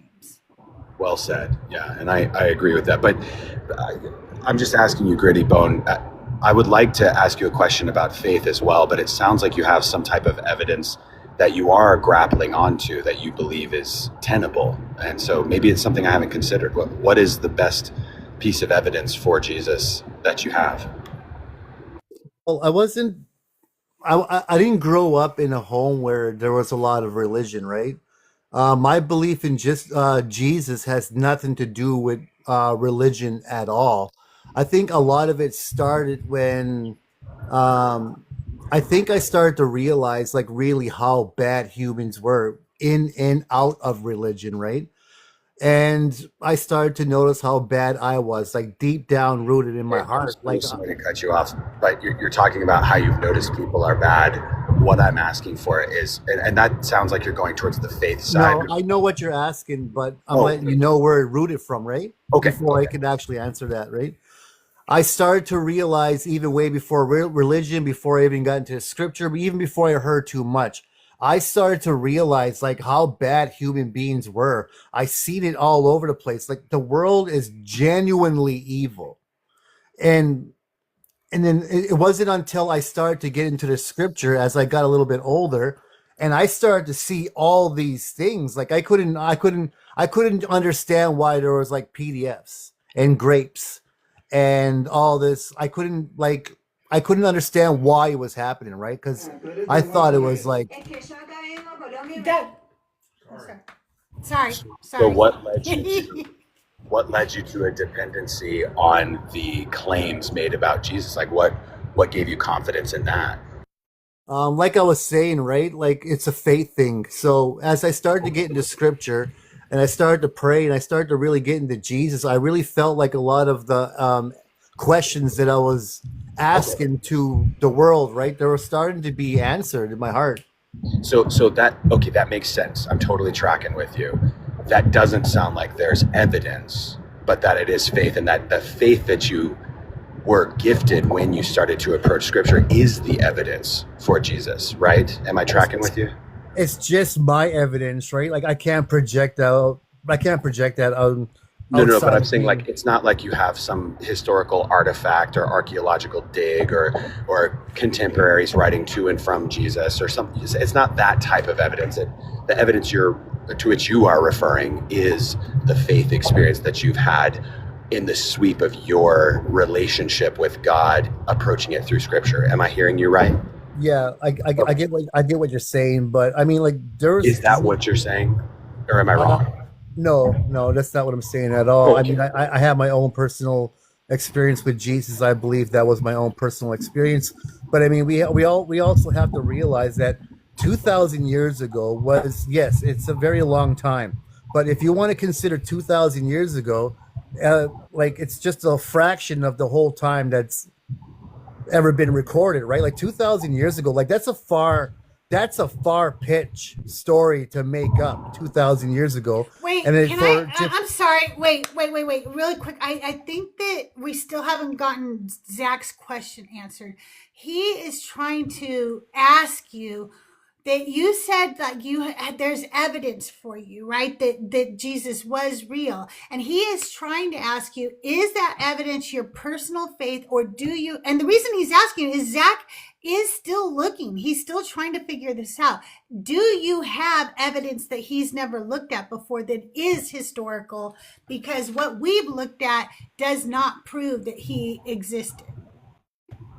okay, yeah, like That's correct. I've witnessed people being healed from all sorts of things, right? Like there was people that were healed from chronic illnesses. There was people that, like, that's my whole thing too when it comes to like the law of Sorry to cut attraction. you off, but would you agree? So sorry to cut you off, but would you agree No that worries. healings currently in time is not contemporary evidence of a historical person existing? Would you agree with me on that? Of course, yeah. And furthermore, Yeah, do you of not course. know? So, Would you not also think that? I mean, other religions have very similar claims. I mean, I've gotten those claims from yeah, and I pagans. don't really want to From go down that path yet. And with respect, okay, sorry, I I'll don't want back to go off. down I'm that path sorry, yet. Let me Zach. be I'm sorry. clear. I'm sorry. No, you're great. Fine. You're fine. You were right on, and rather than trying to hold his feet to that fire, I'm first trying to establish whether he has any kind of historical evidence, because he's saying it's both. So far, what I'm hearing though is a faith experience, which is valid, and I would like to engage with you about that, because I have questions about that too. But I'm trying to establish whether you actually do have evidence that you're basing it on, and it's okay if you don't. By the way, if you're saying, hey, look, man, I can't point to any specific evidence other than my personal experience with healings, with faith, with your experience reading scripture and it impacting your life. Those are all beautiful things that we could discuss, but I'm trying to see whether there's actual hard evidence we can look at. Many Christians I know say, no, I don't have that. And, No, I and that's don't. okay. Yeah, Okay. I don't. Okay, great. Thank you so much for your honesty in that. So then let's look at the faith aspect of it.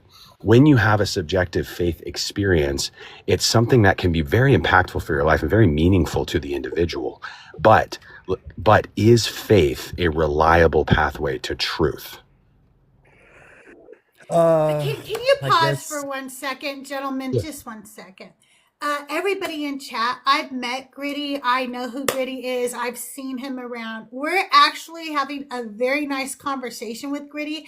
And if you think that I wasn't a misogynist when I was Christian, you would be sadly mistaken. If you think I wasn't a bigot when I was a Christian, you would be sadly mistaken. If you think I wasn't a right-wing conservative, fucking, I was.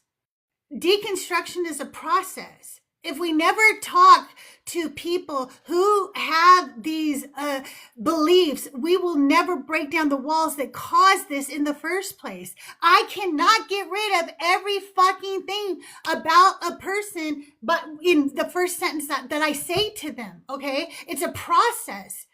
And we're doing the best we can, but it's a process. Do you understand? And sometimes it's not even for the person who is sitting here on the stage with us. It is for people who are listening. It is so that changes can be made in thinking. So we know. And I am a woman. And I want to talk to him because I want to have this discourse. It's important. I'm sorry, gentlemen. Please continue. Ooh, not at all. Well said, Crystal. Thank you for saying that. I'm in that same process of my deconstruction too, and I so resonate with everything you just said. Thank you for saying that. Where we left off, Gritty, was I was asking you the question, is faith reliable to discover truth? So is faith a reliable pathway to truth? I think for yourself, yes, because I think that unwavering faith, right? It's like it's something that you're gonna stick by on a personal level, right? But to basically get anyone else to believe in what you believe in, I think that it's absurd. I would agree with a lot of atheists that think like that too, because what we're asking you to do is to believe in something that we have personal experience in, which cannot be projected out, no matter what, right? Like, Right. yeah, like that's what it is, right? So I believe that I'm a believer in Christ because of personal experience, and I really believe that's as far as I can go. But I do believe in the Bible, Okay, and I do. Zach, can I cut in really quick for this part? Let me finish the thought really quick. And then Okay, please do I'll not- just be I really- local boy over here. Okay, I really do want to hear you. I really do want to hear you. I promise. I'm so close, and I just really want to finish this thought off. So, if faith is a reliable pathway to truth, then would you affirm a Muslim and their faith and what they believe? Think it's the same way, right? Like I think that's the whole war between them. So my answer would be no.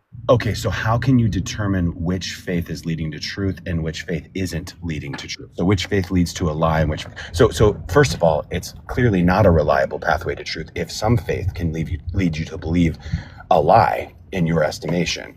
So if they used faith and it led them to a lie, and you used faith and it led you to truth, what is the determiner? What is the measuring stick by which you can determine whether your faith is in fact leading you to truth? Mine would only be that I wouldn't be able to give you scripture for scripture. Like I wish I could, but I can't. But I know it says somewhere in the Bible where it says that your faith is a gift. Right, but you have faith to believe that that's true in the first place. So Right. what I'm asking for is a measuring stick or a measuring device by which we can determine whether faith is in fact leading you to truth versus a lie. Because we've determined it's not a reliable pathway to truth. Otherwise, anybody who has any kind of faith finds truth. But you just said that a Muslim, their faith is not leading them to truth, but a lie. Therefore, some faith can lead you to truth, some faith leads you to a lie. So how can you determine that whether your faith is leading you to truth or a lie?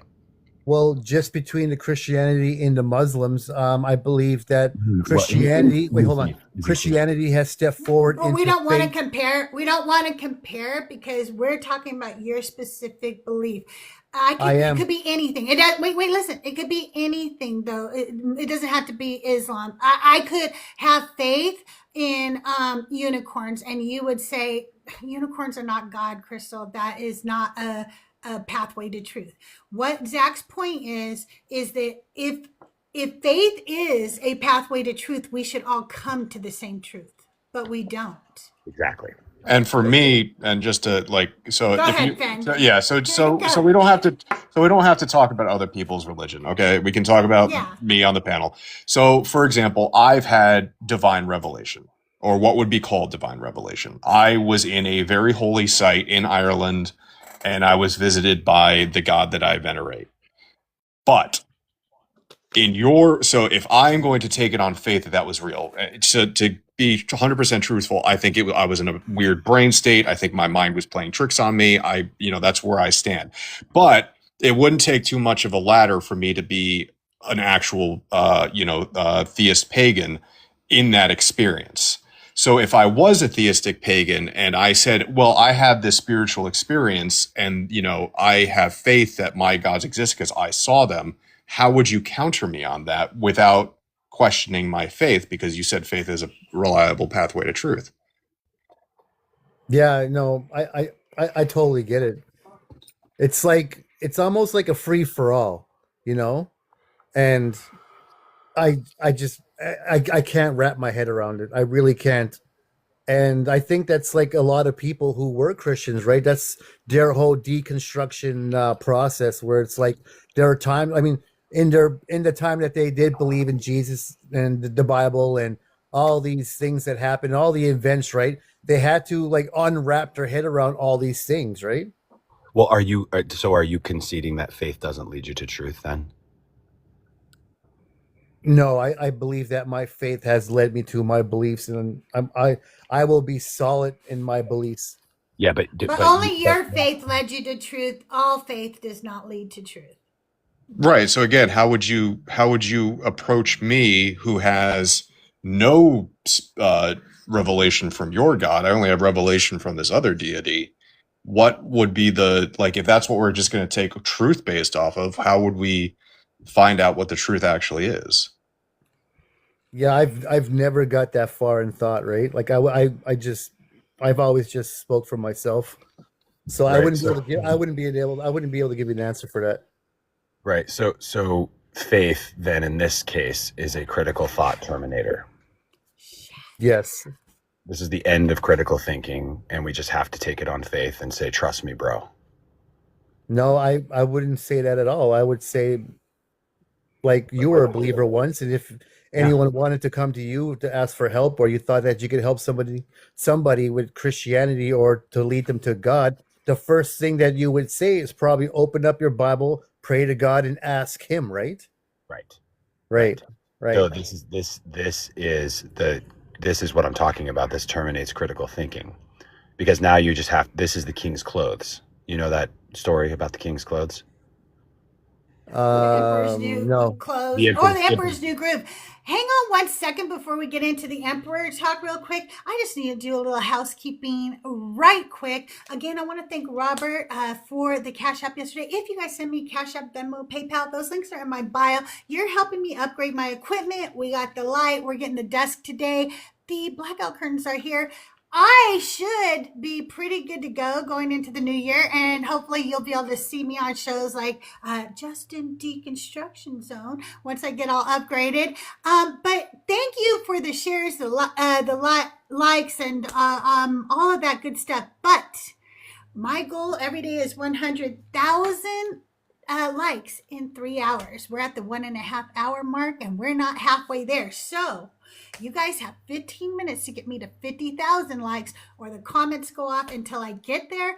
And also, don't forget, if you're enjoying the show, I'll stay an extra hour for you, but we have to reach the gift goal, and I will pin that for you, because sometimes you guys can't see the gift unless I pin it. If you are enjoying the conversation, don't forget to gift my amazing guests that come up here, because they are sharing their thoughts, their knowledge, and some of their most, intimate feelings with you. And so let's make sure we show them some love as well. Thank you all for being here. I appreciate you guys. I'll always share my most intimate feelings. All right, go ahead, you guys. Thank you. So the last thought, that thought that I was just talking about, was the fact that by saying it's faith, it's a gift, it's faith, this is critical thought termination. You're not wanting to engage in further critical thinking about this, which we were on a great path of critical thought. And this has been my problem. This was one of the accelerators in my personal deconstruction, was when I was challenged on this, and it boiled my blood, man. I was fighting. I fought these folks right here about this. And I Yes. no, it's faith and it's a gift from God. And I would quote scripture at them and quote the Greek at them and get into it and say, this, we know that scripture says this. And it's like, well, my initial trust in scripture depended upon my faith. Didn't depend upon evidence, but it depended upon my faith. And this actually, we're at the crux of why I disbelieve this anymore. It is because of this concept of faith. We were talking about the emperor's new clothes. This is the story where these people come who are these fashion designers, and they are unveiling the newest fashion for this emperor. And they unveil it, and there's nothing there. And they say, only the most discerning eye can see these clothes. And the emperor, not wanting to be thought of someone who's not discerning, quote unquote, puts them on and says, wow, they're amazing. But of course he's naked. And then the emperor parades down the street showing off his new clothes completely naked at his own embarrassment. Now, similarly, it seems that it's important for us to say, oh no, just pray and then he'll give you this faith, and you want to be in the group so bad that you're going to just make yourself believe it. You want to have whatever it is that whatever experience you're trying to get out of Christianity, you're going to say, no, I'm experiencing it. And that's what I did for 30 years. And I really, really felt like I had a genuine experience with that. And I still feel like I have a personal experience with something. And I'm deconstructing that and trying to see, is that dogma? Is that brainwashing? I don't know. But I know that it's not the thing that I thought it was, because I don't have any evidence to support that. So when it's a matter of trying to compare evidence to the thing that you decided to place your faith in, which you do make a decision to do that, Yeah. by the way, yeah, that if you continue to think critically about that, you realize that it's extremely fallacious at the start, because on faith you can take any position on faith. And so for me, that's not compelling enough evidence, which is why it would have to comport with some significant evidence. Right. Yeah, well, I think that's like some of the problems. I mean, I guess that would be what anyone else outside of Christianity would describe a Christian's problem, right? Like they're just so solid in what they believe in, right? And I'm still there. Like there's nothing that can convince me that Jesus doesn't exist. That There's doesn't really nothing in the world that can convince me that God created everything, right? I believe that what's happening, our existence, our reality, it's too much for this to come out of just laws of physics. I believe that there's a designer behind all of this, and I'm comfortable with sticking by my guns, and I think I'll be okay with, if it's not harmful to me, But right? it is Because harmful to other people. And you've actually expressed some of that harm before on other lives. You have literally projected back out to other human beings harm that you learned from this Bible. You told one of my friends that women shouldn't vote. And that is harmful. You're saying that for whatever reason, the fact that you're a man is more important. So that means you don't see us as humans. You see us less than human.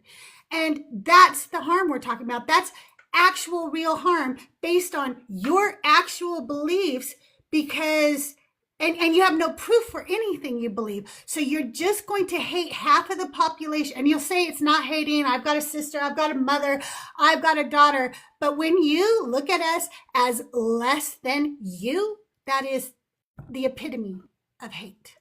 And I remember growing up. Hold I on. remember I have to really reply quick, to that. gritty, Sorry. really quick. So I remember growing up in the 90s when, people like evangelicals had a lot more, staying power than they do now, saying things like atheists aren't American, or that, the LGBTQ community needs to be put to the wall, for lack of better terms. Like these statements cause massive harm. And now with the resurgence of the conservative movement, we're seeing even now there's a Christian nationalist that's getting popular on, I forget which platform, but is now saying that biblical slavery is okay. We can bring it back. Like Ooh. these things do cause harm if you're taking it from the book. Now, let me be absolutely clear. Dan, can we let him address what I said? Because it was. Yeah. Yeah, I need want to him address address that. it. I need to address that. So I am 100% a fucking troll. This is the first time I've ever been genuine in a live. Like the questions you've asked me, I really just answered with what I believed in, my thoughts. If anyone else was to ask me on a different panel with a whole different vibe, of course I would have been the bigot. I would have been the judgmental guy. I would have been the prick that Why do every you do person that? outside of. Well, I don't know why, right? I think it's fucking fun. But right now in this conversation, Why would I had with you hurting guys, people be fun? Why is no, but hurting people like? just Well, wait. no. I really want to know why is that fun? Because you hurt somebody. You hurt my friend. Yeah, well, I can only apologize for so much, right? No. Before you start. No, hold on, just wait. Just wait. I know you're about to throw me off. You could throw me off soon, but I do need to address this, right? Like there's only so much a person could be genuinely sorry for. And I do. You haven't been genuinely sorry. You just now told me for the first time that you were a troll, and now you're going to try to explain it away that you hurt an actual human being. You said words that not only hurt her but affect every woman on this app, every woman that you come in contact with, your own mother, your own sisters, your own daughters. It hurts them when you say shit like women shouldn't vote. It's not funny. It's not a troll. It's fucking hurtful. You need to rely. She's right. That's not. I know, but I didn't know but that I was you guys- speaking to somebody like that. I've been so genuine with you this whole time. I had no idea. I have too. I've been genuine. Well, I want to believe you, but what the hell, dude? Why are you going around doing this stuff as a Christian? I didn't do that as a Christian ever. Why would you do that as a Christian? You're embarrassing Christianity. And I don't need to calm down. Don't ever fucking tell me to calm down after you just admitted that you purposely go around this Well, what do app you want? Honest? hurting, Do you want honesty? hurting margin. Would you shut the fuck up? I'm talking, okay? You sat here and said that what I do is I go around and troll people who are marginalized because I find that funny. And yet, at the same time, I'm a Christian and I'm special and Jesus loves everybody. You're talking out both sides of your ass. And then for you to tell me to calm down after I fucking put you on, you guys, he's still laughing in the fucking comments. He can kiss my fucking ass. Somebody block that bitch because I'm done with him. I'm sorry. I really, you know what? I apologize to all the women in the comments who told me that I should not fucking give him a chance. I apologize to every single one of you. Redhead, if you want to come up, I'm going to apologize to you personally, because I thought, you know what? I think he's being genuine today. I think for once I could fucking like have a conversation with this guy and maybe we'll break through or something. But for him to sit here and say that he did all that trolling to Joel, to Mezzo, to Joyful, to Justin, just to hurt marginalized people, he can kiss my fucking ass. I had no idea that the background on this guy. You guys know I'm newer to the space here. I'd never heard. No, I know. I was engaging with him in good faith, and I feel I was good. too. Yeah, he said some of the just most awful things about women. Like he basically laid out like that he wanted to like reinstitute he wanted like the Maid's Tale to happen. Like that's like the world that was like perfect in his eyes. And he thinks that's funny. He thinks that's funny to Like see that Handmaid's shit. Tale. And Yeah, he like wants Handmaid's Tale to happen. Like that's how you described it. I'm like, so you basically want Handmaid's Tale. even if he doesn't believe that, to go up and stir it up like that as a Christian is such nonsense. And the context from which I came wouldn't do that. My father would never do that, ever. He wouldn't get on there and troll people just to get a rise, especially saying things like that are misogynistic. Like, I have respect for some of the Christians in my life because they're being consistent and they're just trying to do the best they can. They're trying to approach truth. That exists. But that is disgusting. And people like that ought not to be platformed. But Exactly. He basically said I just belong in the kitchen being like barefoot and pregnant. Like, What a Yeah, weird- and I'm like, starting to believe what Goatman says. I shouldn't be like in public office. Like I shouldn't have any like public role. Like he said all kinds of just horrible things about women. Yeah, Goatman's now saying that he's probably just claiming to be a troll, so he has plausible deniability in the atrocities and things that he said before. And I'm starting to believe that. And I read, you know what, Redheaded, you know I love you, and I apologize. I should have fucking dropped him the minute you said something. Yeah, it's all good. I He's thought bad we could, faith. He's a bad faith interlocutor. He's not. Yes, He's not here to. He's not here to. He's here to waste your time. There's a quote that I think all people should have at their heart when dealing with people like this. It was specifically made for anti-Semites, but I think it works for fascists in general to back up what Goatman is saying. So when I say anti-Semite, put the word fascist in, and you'll understand exactly what I mean. Never believe that anti-Semites are completely unaware of the absurdity of their replies. They know that their remarks are frivolous, open to challenge, but they are amusing themselves. For it is their adversary who is obliged to use words responsibly, since he believes in words. The anti-Semites have a right to play. They even like to play with discourse by giving ridiculous reasons. They discredit the seriousness of their interlocutors. They delight in acting in bad faith, since they seek not to persuade by sound argument, but to intimidate and disconcert. If you press them too closely, they will abruptly fall silent, loftily indicating by some phrase that the time for argument is past. Fascists don't care about words. They don't care about what's going on. They'll, as soon as they get backed into a corner, they will start making jokes and they'll start dancing around like none of it means anything anyway. Wow. Well, either way, I love your crash out. That was epic. Thank I was like, you. get him, Crystal. Go, get him. Dark Crystal, you know, like she comes out. I'm trying to not do that as much, but that really bothered me that I would sit here and even say all that before, where I was like, no, I'm trying to give him a chance and everything. And then for him to admit that he does that all on purpose, that he thinks it's fucking funny and he doesn't care who he hurts. Fuck him. Fuck him. Yeah, I don't think it's funny at all. Like it's just. You guys, if you're not following, I have no words. I have no amazing words. people, click, you know, do the little thing and make the little plus sign go away and follow all three of these amazing people. Okay, Redheaded did her first show with the secular perspective. How'd that go? Did you have fun? I loved watching it. Oh my god, it was a lot of fun. My cat was being a handful, so that was a little difficult to deal with. Thank you, Chaos Engine. Like from start. Like I had to do it like live in the bathroom because he like was like knocking over my ring light and my camera stand and like everything. So Never trust a cat. I trust my cat implicitly. I love him though. He's good. I just want you guys to know I'll probably still make that same mistake in the past. I always give people second, third, fourth chances because that's who I am.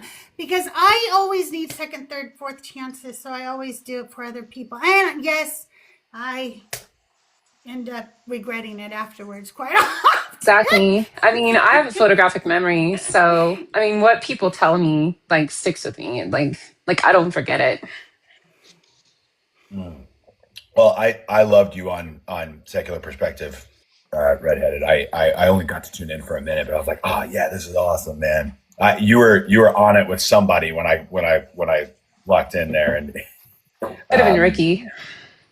Maybe, yeah. There was you were like locked in. And I was like, oh, this fool, and it was really cool. So I love what you're doing with Tony over there. Exactly. I'm so happy like I discovered this community and I'm just happy to have met everyone. It's great. I've made so many good friends in this community. So cool. I remember early on you jumped in with me, I think, on a live. We were with somebody. Right, with Joyful. Yeah. With Joyful, yeah. And I was like, who is this chick, man? She's freaking smart. This is awesome. Like, you had so much good I stuff to know, say. right? I was like, I want to learn from you. Like, let's freaking, I'm so glad that you jumped in and you're taking this so seriously. It's so helpful to other people. Cyber! Hey! Exactly. For people that don't know, like I deconstructed like 7, 8 years ago, and like Y'all I'm talk very amongst yourself. similar. I'll be Like right back. went to have my degree in biblical studies, and I lost my faith through the process. So I think at this point, because I have so many people who are that have gone to seminary, I might have to just go to seminary and get a quick degree real fast. Because holy shit, everything I learned from you guys, I feel like I could just take the test and be done with it. Don't waste the money. Don't waste the money. You're Hey, listen, I already got my MSW, man. I'm fine. Okay. It's like fortunately for me, like I was able to use my GI Bill for that. So I didn't like go into any debt, but I would have been really bitter had I gone into a bunch of debt. I'm still paying it off. I spent quite a lot.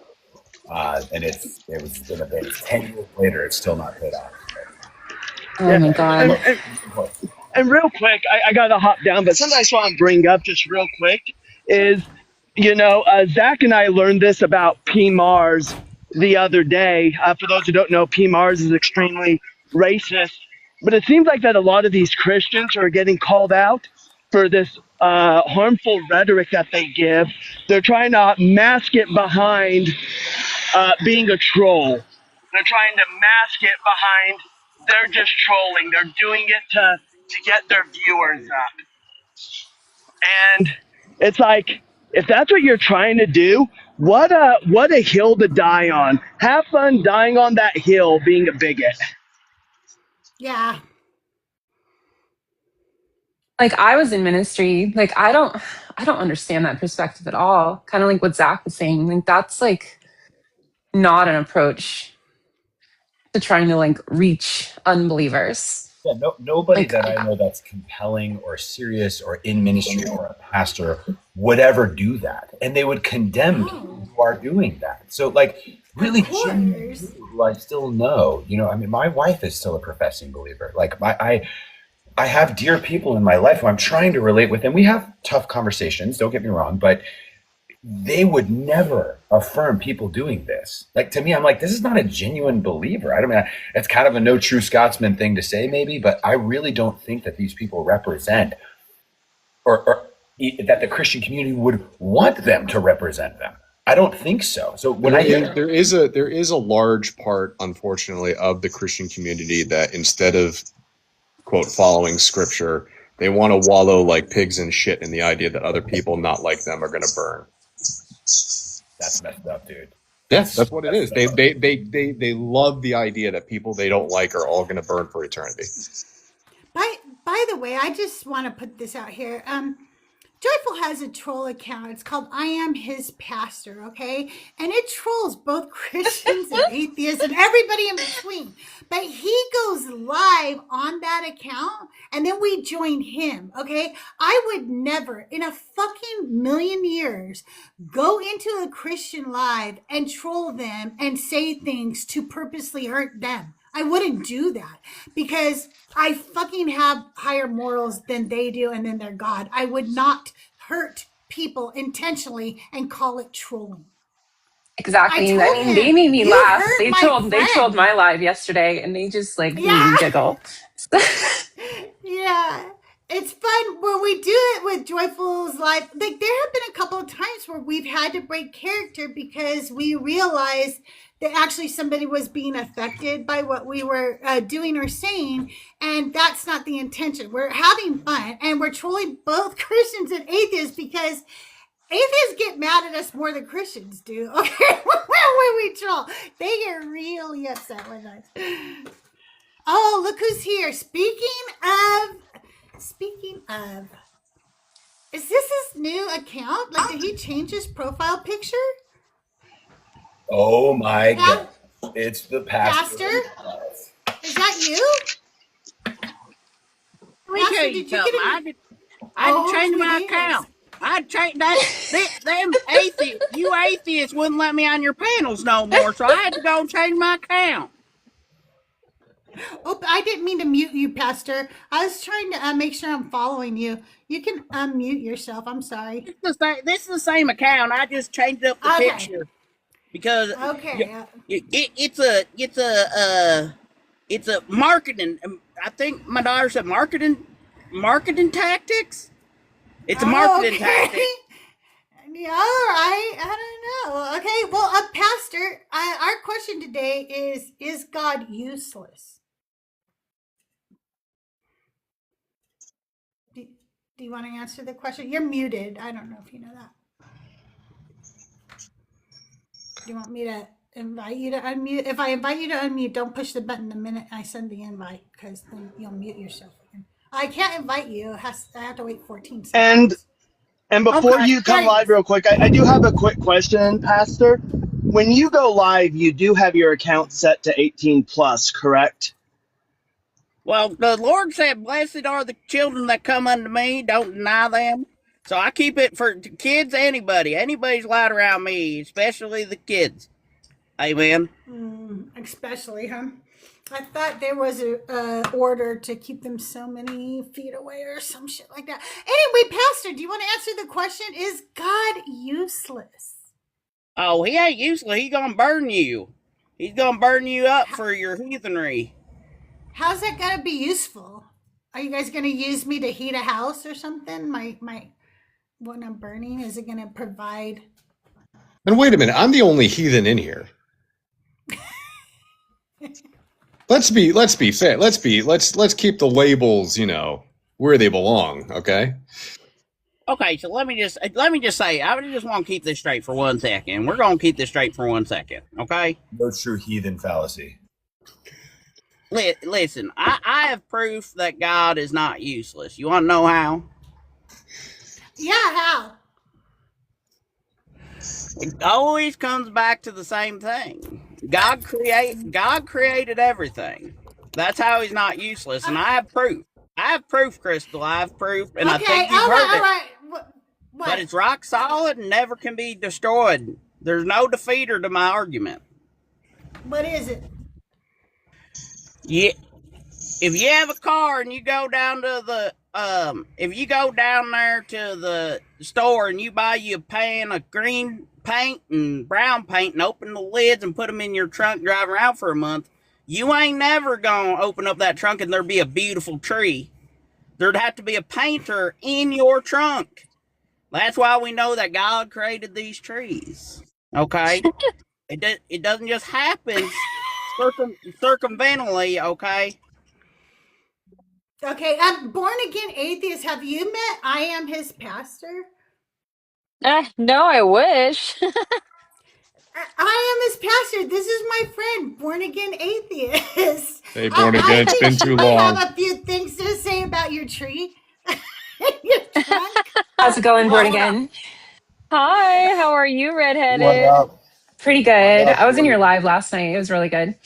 Oh, thank you so much. Do you do lives? I do. I went live like yesterday for the first time with Joyful. Oh my goodness. Okay, you're getting a follow. Well, how's everybody on the panel? My personal testimony is somebody saying, "Look at the creation," that made me become an atheist. So that is about the funniest thing I've ever heard in my life. Well, born again, you and I go live at about the same time, so I've given up on you coming over to me. A day. We both do the night shift. Yeah, we're both nocturnal. Yeah. Damn. I'd run away from what I said too, guys, and start talking about other things because you got Look at the creation. Look at them trees. Listen, I got another one for you. You Well, atheists always say, Fenderson, I'll follow you too, and hopefully, if I'm Wait a minute, I don't you know. were following me at some point. What happened? My other account got banana, and I had to restart. That makes What sense. up? Yeah. What up? What up? Born again. Good to see you. I tend to slip into your lives in the evenings, but it goes so late, so I miss a lot of them these days. But I used to come in all the time with you. Well, hello, other Zach. How are you? Yeah, other Zach. Yeah, other Zach. Hey, Damn, Zach, that's rough. could you put some more clothes on? That's a little immodest for TikTok. You're gonna have to put a sweater on. That's gonna make That could make somebody lust right there. We don't want that. Who is this character? It's our token pastor we keep around. Mhm. You know. Mhm. Is he for So, real? Oh my gosh. No, there's Hold no way on he's one real. second. 1 second, Pastor. I'm Jay. I see you in the guest request box. If you are a Christian or a believer of the God, put your age in the chat, and I will drop one of my friends Yeah, here I'll and drop. bring you Anyway, up. I've been in here long enough. I'll Okay, drop all down. right then. All right, thank you so much for being here. I Of appreciate course. you. Bye, And everybody. See you Pastor, go around. right ahead. But you guys follow Fan. you guys are always telling me that Jesus didn't fulfill any prophecies, but I got a prophecy that nobody. Jared, you know Jared, the guy with the cowboy hat, and always saying Jesus wasn't even a real person. That Jared Yes, guy. Jaren. Christ was Yes, I before know him. Jesus. So Yeah, Christ before Jesus. That Christ was before Jesus guy. I went up on his panel and I told him, I said, the only prophecy you cannot get past is the Israel one. Because God knew so much that people like you would come and say Jesus isn't real, that he named his people Israel. Okay? That Oh is my God. just a fact. Oh my God. Shut I've never heard that one. up. Oh my God. And he left us with that. He left He's so us with real that. that he named his people Israel. Oh my god. I fucking love that. That is so good. Is he fake? Come on, that can't Yeah. be real. That And guy. Crystal, real quick, just I'll DM you a little bit later, born again, about that. Okay, What's up, I'm so Simon? confused. yeah, and just real quick, Crystal, I just want to let you know I've tuned into his lives a few times, and is your twin? Do you have like a twin sister that sounds like you that might still be Christian? Just out of curiosity. I don't know what you're talking about. There is a Then you woman have a named doppelganger. her name's Deaconess Crystal, and she tries to be like me, and she'll never be me, but she wants to be me, and so she named herself Deaconess Crystal. No But she's way. from the South. She's from the South, and she's gonna bless your heart. You know what I'm saying? She's gonna take care of you. She's gonna get you some mac and cheese and some sweet tea, and she's gonna bless your heart. All right, so we've got joyful. So we've got joyful covered. It's not joyful. We've got you covered. It's not you. Why is Joel on there on his actual account? That is Yeah. the funniest thing. I love it so much that he could just be himself with a twang, and people go, "Oh, that's a different guy." Like he's like Clark Kent with just glasses, and Superman. It's a Hey, different Evil guy. Mama, He how has are you? glasses on. It's Amazing. just a different guy. Hey, Evil, how are you?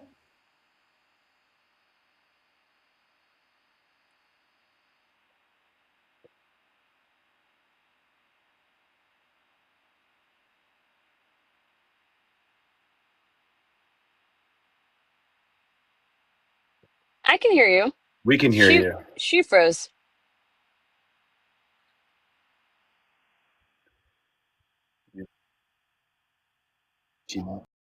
Up, man. She got raptured. I tell you, Buddy Christ, you've got some explaining to do. You just raptured her. Oh man. Hey, Oh. Lyndon. So, hello. I don't know. I followed everybody on here. Thank So you. I'm usually in like Buddy Christ or Goof Stuff Live or whatever. There she is. Oh, she came back. My husband turned off the internet. We thought you were raptured. She's like, I'm done with this today, lady. You're done. We're just calling it a day. I thought you got raptured there for a minute. Go ahead, Evil Llama. So, what is everybody up to? There's some big holiday coming up that, that they celebrate the birth of some imaginary thing coming up too. I heard it was Witchmas. I don't know what you're talking about. Yeah, I'm thinking, we're celebrating a zombie. Baby zombie. Baby zombie. Yeah, and doing blood rituals and cannibalism and all that good stuff. Not me, but I think the religious community is celebrating the assault of a young girl. But I think that's so just what I too. hear. That's why they have to have all that, that special insurance to protect them. Yeah, Mary didn't get consent. That was and how could she? She was like a minor. Right. Yeah, Well, double yeah, statutory. like 12 years old. Have you guys heard Chris's song, Mary, Mary, Christmas? I don't know if that's what it's called, but she talks about that. It's Life Beyond Belief, Chris. She has a beautiful song about that. Oh, it's beautiful. That's awesome. It really is. It's so good. We've had people in the live lately that support the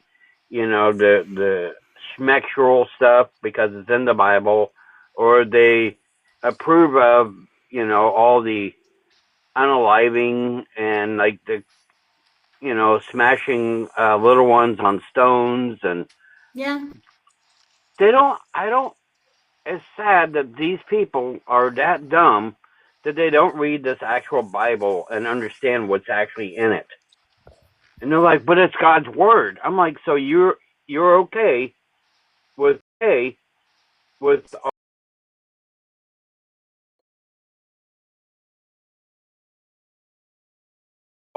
all this stuff, like it's unreal.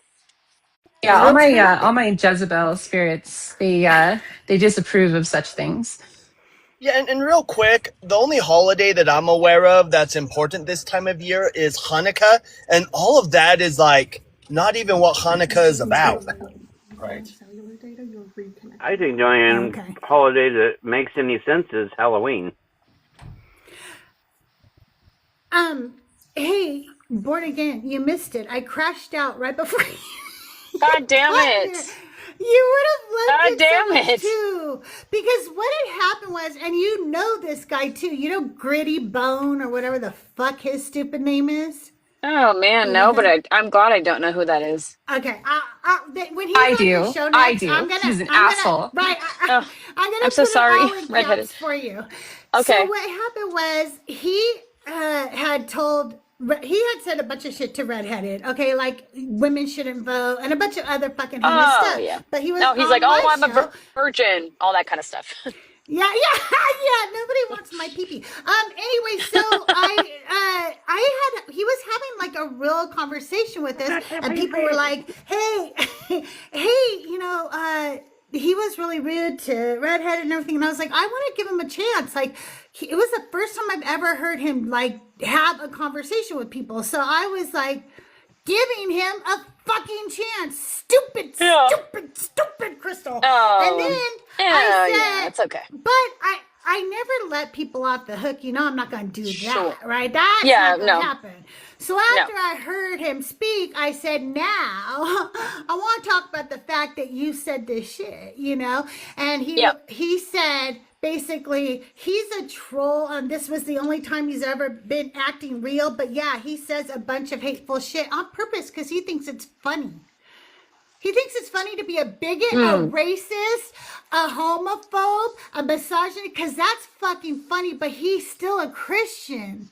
So I kind of went off. I said some things. He said that Handmaid's Tale would be like a good thing. Like he wants Handmaid's Tale to like happen like in real Oh life. yeah, because he wants a mom. That's it. He wants someone to take care of him, but nobody wants him. Exactly. That sounds like it seemed the like guy that was in Just a Decent Dudes live last night that was like that. Yeah. We never do things like that because they want they know women don't want them because they actually have to have like a fun personality, and they have like wet sock pen doesn't work personalities, and so they're like, maybe if I tie her to the bed, then she'll fuck me. It's like, no, you just have to like stop being like, oh my god, just stop. Fucking stop. Change everything about Cyber, you. Go you're take an muted. improv class. And Jesus. it seemed like we were having like a decent conversation up to that point. Yeah. It seemed to be genuine for a little while, and we were really getting down to the details with faith in particular. And I feel like we were making progress. And I was like, oh, and I had never spoken to this person or knew that context. But man, as soon as you asked those questions and exposed like what this guy really thinks, I was like, oh my God, we're wasting our breath. Why are we even talking to this asshole? Right? I actually thought he came up in good faith, and I don't know why I ever doubt my friends, my mods, and I'm sorry, and I apologize. I really do. I'm learning Not smart. going live more recently with this stuff for me, and so I had something like that with J Rob the other day. He came in, you know that guy. Yeah, and somebody was like, "Why are you platforming this guy?" I was like, "What do you mean?" Like I didn't know, and then of course we just got into this circular thing that he does, where it's just you're not going anywhere. It's just bizarre. And so I was like, okay, all right, there are some characters in this world that it's just not worth the wasted breath at all. It's Yeah. true. No, I one of mean, the. Oh, go ahead. unpopular opinion. Oh, sorry. Go ahead, Cyber. Oh yeah, I was just gonna say just real quick. One of the creators that gets like the misogyny the worst is like Virtue Too Feral. She'll like get done like destroying a Christian, and then their only rebuttal is, "Oh, you're single. How are you doing?" And then they just start trying to like riz her up. They do. She's You not do even that. single. What? You do that with Born They do Again. that to Born Again all the time. Like, and she's not single. And they do. That's why I wrote Abelina Ballerina, is because they go, "What's your real name?" Yeah. She'll go, what? "My name's Born Again Atheist." "I know, baby, but I don't want to call you that. What's your real name? Give me something I can call you, sugar." You know, and it's so creepy. It's like, get the So fuck out of here. creepy. What are you doing? Just tell them your name's Jolene. Yeah. She says One guy said Annabella. he goes, I'm not calling you bored again. What's your real name? Is it Jessica? Juicy? I said Oh my, Juicy. juicy. You can just call me Yes. Mary. You really look She like a goes, I said juicy. Annabelle. She goes, say it, say what you say, Born Again, because I can't do it like you. Oh, I go, you want to know my name? Okay, it's Arbelina. That's how my dad pronounces it. I'm based off of Abel, who was the first murdered victim in the Bible. And Oh they my go, God, really? that's I'm so like, funny. yeah, my dad was kind of freaky with it. I don't know. My dad was weird. What up, And Cat? then, With that? And then I God wrote Hi. a damn. I'm song so about glad you Abelina. guys Hey, Cat. Yeah, it's a I'm so very cute glad song. you guys are talking about misogyny because I saw something the other day that I've been raging against for like 2 days now, like in one of these spaces, and it has been causing me to rage against the misogyny. Um, so I went into a room, and there was a couple people I followed on the panel, but I didn't know who the host was, and there was a bunch of people I like in this area in the comments, and when I walked in there, there were two women like fully flashing like like in the boxes, like fully flashing their breasts, and it was handled so poorly. Um, like the host kicked them down, but then immediately invited them back and started flirting with them, and everybody was acting like this was no big deal, and I was like, this is absolutely a big deal. Like this is absolutely not something that we get to, like, you can't hit this undermines like my voice and your voice and Born Again's voice and like all the women in these spaces who like work to have their voice respected as much as the men. Like when we handle something like that in a way where we just like flirt with them instead of saying, yeah, that's not for this space, like get out of here, right?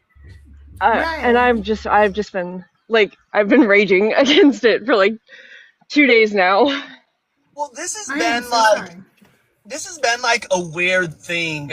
I know Ian, was it yesterday or the day before, had somebody came up and they immediately showed us masturbation video. Like they turned their camera on, it was a masturbation video. Somebody else, I'm trying to remember who it was, but they had it happen to them as well. So like this is like a thing that's just been kind of happening. So unless like you know the person, don't let them turn their cameras on. Wow. And what's funny is I Bree, would one say of her just, Yeah, lives. there's that. Oh, sorry. I would say you just gotta publicly shame them. So some guy did a helicopter dance after I had a 20-minute conversation. he, after 20 minutes talking about the Bible, he did a helicopter dance in front of my screen. And so I screamed, and then I got my face really close to the camera, and I go, "Oh," and then I was like pretending to look for it. So, So you just have to make them embarrassed, and then I was like, "Crap, guys!" It went from That's it awesome. went from me being grossed out to me feeling like very sad for them. So we've recently yeah, learned and on I feel another like person's live that say one of you guys turn on your camera, like Cyber up here, you have your camera on. If you turn your camera off now, she can swipe to the right or whatever, and she can still see your camera on. We just did a thing with that on another person's live. If you've had your camera on at some time and you turn it back off, the host can swipe, I think it's to the right or whatever, and they can still see your camera on and see what you're doing. Let's try this. Let's try this. Hold on. I'm curious now. Yeah, I didn't know that was possible. I know Breeze did Crystal, that. see if you can do it to Cyber. I can't. If I swipe to the right, all it does is enlarge the chat. If I swipe to the left, it tries to exit the app. I can't see anything. Oh, okay. So maybe it's something on their live because we all did that. And she goes, "Yeah, I can see you guys. Your camera's off, but I can still see you." That's bizarre. Hey guys, I'm gonna step down. Just want to say love you all. Thank you so much for having me up as always. Thanks Crystal. for being here, Zach. Have a blessed day. Oh, you got 666. That's perfect, Born Again. Hey, Born Again, I also just want to say I'm so grateful to you. I don't know if you know this, but you were one of the first people to ever have me up and actually begin debating Christians. So like, I came up on your live many months ago, and I had my first like actual debate through TikTok. oh, amazing. And it was really cool. There were a couple days in a row where I was hanging out with you, and so it really helped me get more into this community and start to speak out more. Oh, I'm so happy to hear that. I love growing the deconstruction community. Hopefully, as we grow the deconstructed community, we shrink the religious community, which is my, I'm manifesting that. I want You're doing every it. church to be shut down. That is my goal. Watching your growth over the last that would be an awesome goal. It's been incredible, seriously. So I just wanted to say I haven't said that to you since I've been going live more often. I really wanted to. So anyway, much love to you, everybody on the panel. Thank you, and great job on your lives. I've been tuning in. Oh, awesome! Thank you. Glad to have you anytime. Seriously, thank you so much. Yeah, I'll have to catch you, Zach. I haven't caught one yet, but that's awesome. Come on, Kat. You're always welcome. You know you got a spot with me. Always. Oh, and Evil Llama. I guess I wasn't following you. Boom, I'm following you now. All right, let's hang. For sure. Yeah, I think I followed y'all. I'll check. Wait. Love everybody. Take care. Bye, Zach. Have a great day. Good to see you. As always, you guys, thank you so much. I've been really kind. I actually didn't shut off a half hour ago. I told you I was going to shut off comments if we didn't. We did finally reach 50,000, but I do want to tell you that I will be shutting down in a half hour unless we reach the gift goal of the well, I'll pin it, the 20 little thingies. If we do, I'll stay an extra hour. If not, that's okay. Gifts are appreciated, never expected. You are helping me upgrade my equipment, allowing me to make more content and go live more often. So I really appreciate all the support I get, no matter what it is. When you like, share, subscribe, do all those things, they just help. I'm sorry, go ahead, guys. You can continue talking now. Yeah, I was going to say, Zach is one of the reasons why we host these debates, is because Zach was never bigoted. Zach never bigoted, but Zach was one of those guys that would come up onto the lives and everybody would roll their eyes because apologetics and stuff like that. But Zach, people like Zach are the reason why we host these lives, because he critically thought about things, and as he's wading through his deconstruction, he's now engaging in the debates himself. Exactly. Candace too. I just saw Candace floated in here. Zach used to come up on Joyful's live and fight with me in Joyful, and when he deconstructed, then he went up and he was like, I think he DM'd Joyful and was like, "Hey, I just want to apologize," and it was like, "Why are you apologizing? You were doing what you're supposed to do." Hey, Billion, what's up? What's up? Hi. How are y'all? I'm just listening. Good. I just wanted to say that my interests are aligned with born again atheists. Someone in the comments said Period, God is queen, period. You seem super amazing, and I can't wait to like watch more of your stuff. I'm obsessed already. Yeah, definitely. Yesterday was like it was a fun life. It was just, I You got to show debate? off my cat. Yes, I did a debate. I It was fun. love that. I'm Yes, did some obsessed. cooking. I have my degree in biblical studies, so I'm kind of like I was in Amazing. ministry. Yeah, I was in children's ministries. I was going to be like a Chinese missionary. Like I was like, wow. Yeah. I used to go live on this platform quite a bit, and I got really disenfranchised with it. This is like about a year ago when they would just violate you for like anything. I don't know. It's Oh, yeah. and every time now when I want to go live, I'm like, I'm gonna go live now. You know what? Never mind. And I just don't do it. I really just don't do it. It's discouraging. I don't know if that's like a last year thing or if it's like a I I it don't must know be if like last year. if you're It must new, be if last your year because account's more likely to get bananaed. I don't know how it works. I'm seeing things on lives that I shouldn't be seeing. I'll tell you that. Like I see neo Okay. Nazis. At least this year. Oh Excuse me. yeah. Well, you could be a YTish nemesis.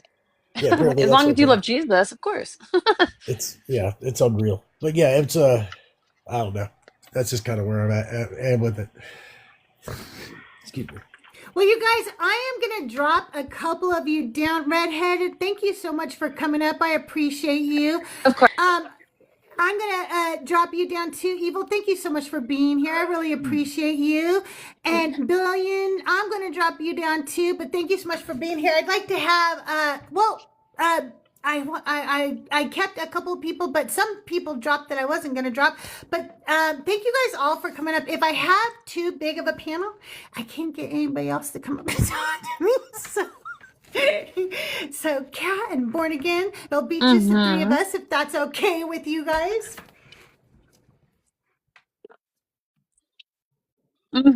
That's fun. It's fun. I've never on people with just women.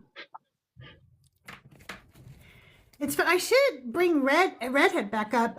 I didn't know everybody's gonna leave. So Redhead, if you want to come back up, you can come back up. So it is just us three, us women up here. Russell, if you want to come up and talk to us about your God, guest box is open.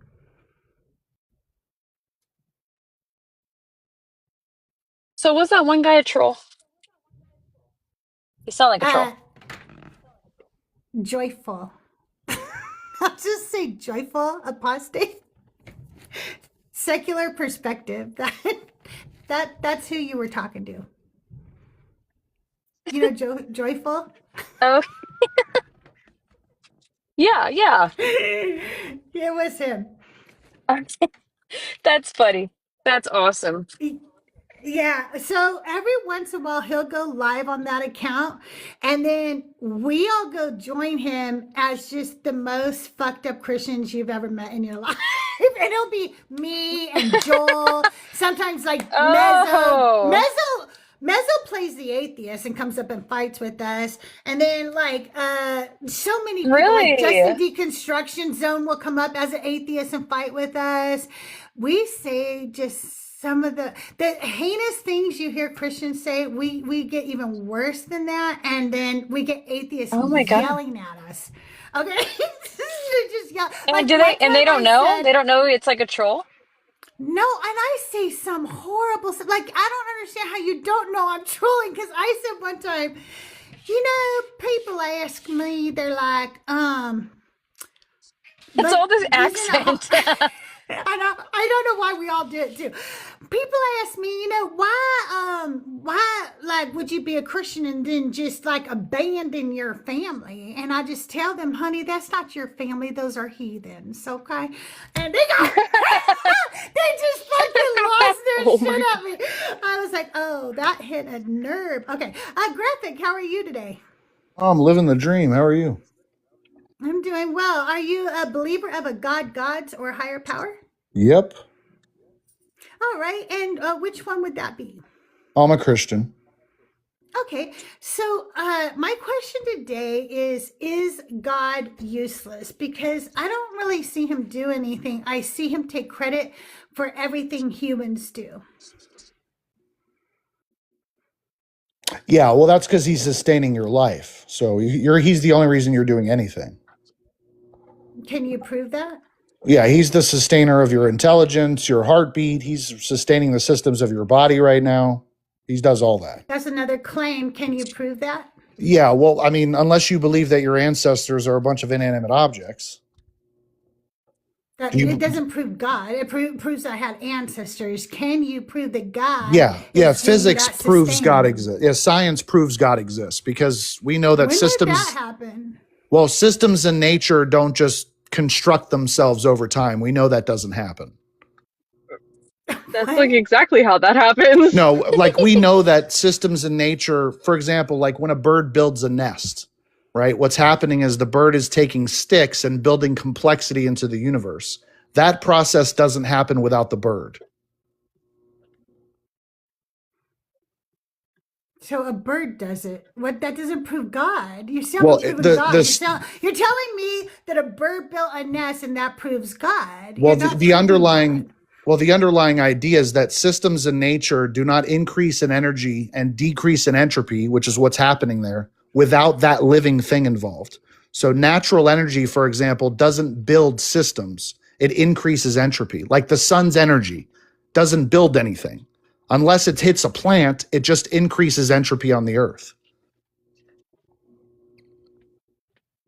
So essentially, complex biological systems could not have come from genetic mutations over billions of years. It would be like the monkey at the typewriter thing trying to type Shakespeare. It's impossible. You would never get there.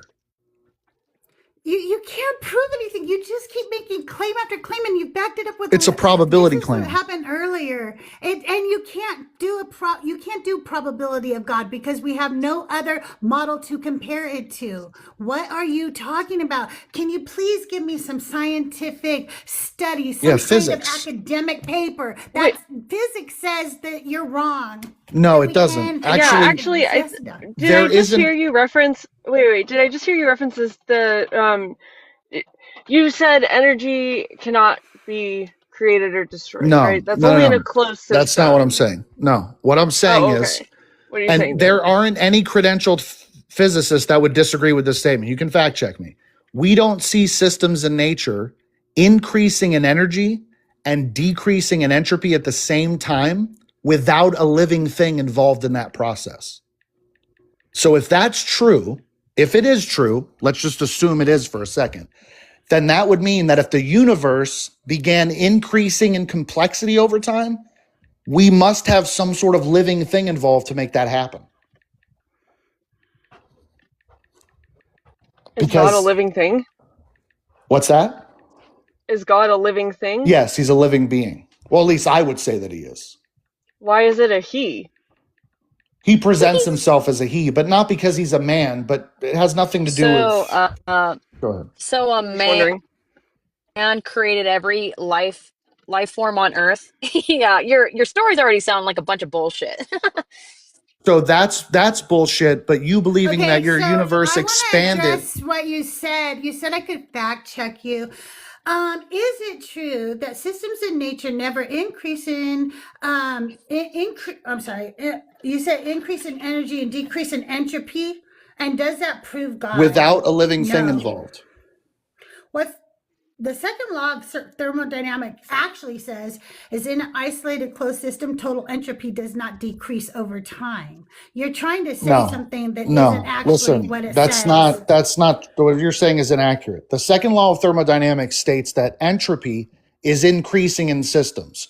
Net entropy is always increasing, even in an open The second system. law says in an isolated closed system, total entropy does not decrease over Right. time. That's it. It does Right. not say order can never increase anywhere. It does not say complexity can't rise. It does not say locale decreases in entropy or impossible. It does not say any The of those only things. way that local decreases of entropy are possible is if it's an open system. And the only reason you're going to have those decreases of entropy is because that system is being fed by another system. Where did you get your physics degree? From the same place you got your degree from. Who said Oh, I that's don't have right. a You don't degree? have one. I've talked to you before. Yeah. You're just a troll. I don't have Sorry. a physics degree, but You it guys doesn't mean I don't straight have any troll people. degrees. You guys know nothing What? about science and you He's just talking about abuse the people backlight. verbally. That's what you guys do. You guys are He's trolls talking that about the that are backlight. very I abusive. know. Why is he saying So, that? They are not. so, What are you 6,000 talking year old about? Earth. 6,000 year old Earth. We come from incest. Sun And comes you after believe the that your Earth. universe expanded Sun, from a ball of energy into sun, squirrels. sun comes after the Earth. Sharks come after trees. I Right. mean, And you're so fucking your embarrassing. explanation, okay, your explanation though, you think that's Yeah, funny. dude. The sun Your comes after the explanation, Earth. she won't stop talking. Okay. Your explanation. Okay. God No, damn it. Yeah, she's the my sun comes after the co-host. She Earth. can't talk.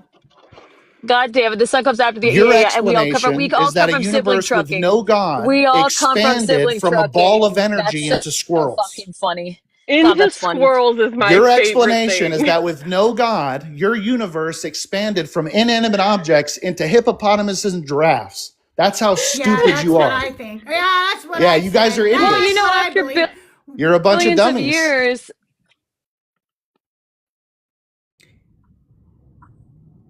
Hi, Joyful. Expanded into squirrels is the funniest thing I've heard in a he doesn't long understand time. science, guys, so therefore magic. Yeah, Can't understand he's physics, so actually a magic, therefore troll. magic. Oh, Graphic, where are you, a troll? Go away. He said, why are trolls so angry today? He does this on everybody's live, but I've seen him on Christian lives, and he will make up nonsense there too. He just will troll anybody. He's nonsense. Just a troll. I Doesn't don't have even any remember real, talking to him on the backlight, but apparently we did. I don't either. And I was like, what is he talking about? Like, why is he making those of all the lives? Right, of is all the not lives one to that call I bully, yeah, like, right? come on. What are you talking about? That is like, Rab asked me, he goes, have you ever been up here, Crystal? And I said, no, I am so intimidated to go up there. I would never go up there. You guys are way calm compared to me. You're so like, no, you're composed and smart, and I am neither of those things. Well, you're very smart, and sometimes the composure goes out the window. We keep it pretty well, but it's not always there. Can I do a shameless plug for the new show? You absolutely can.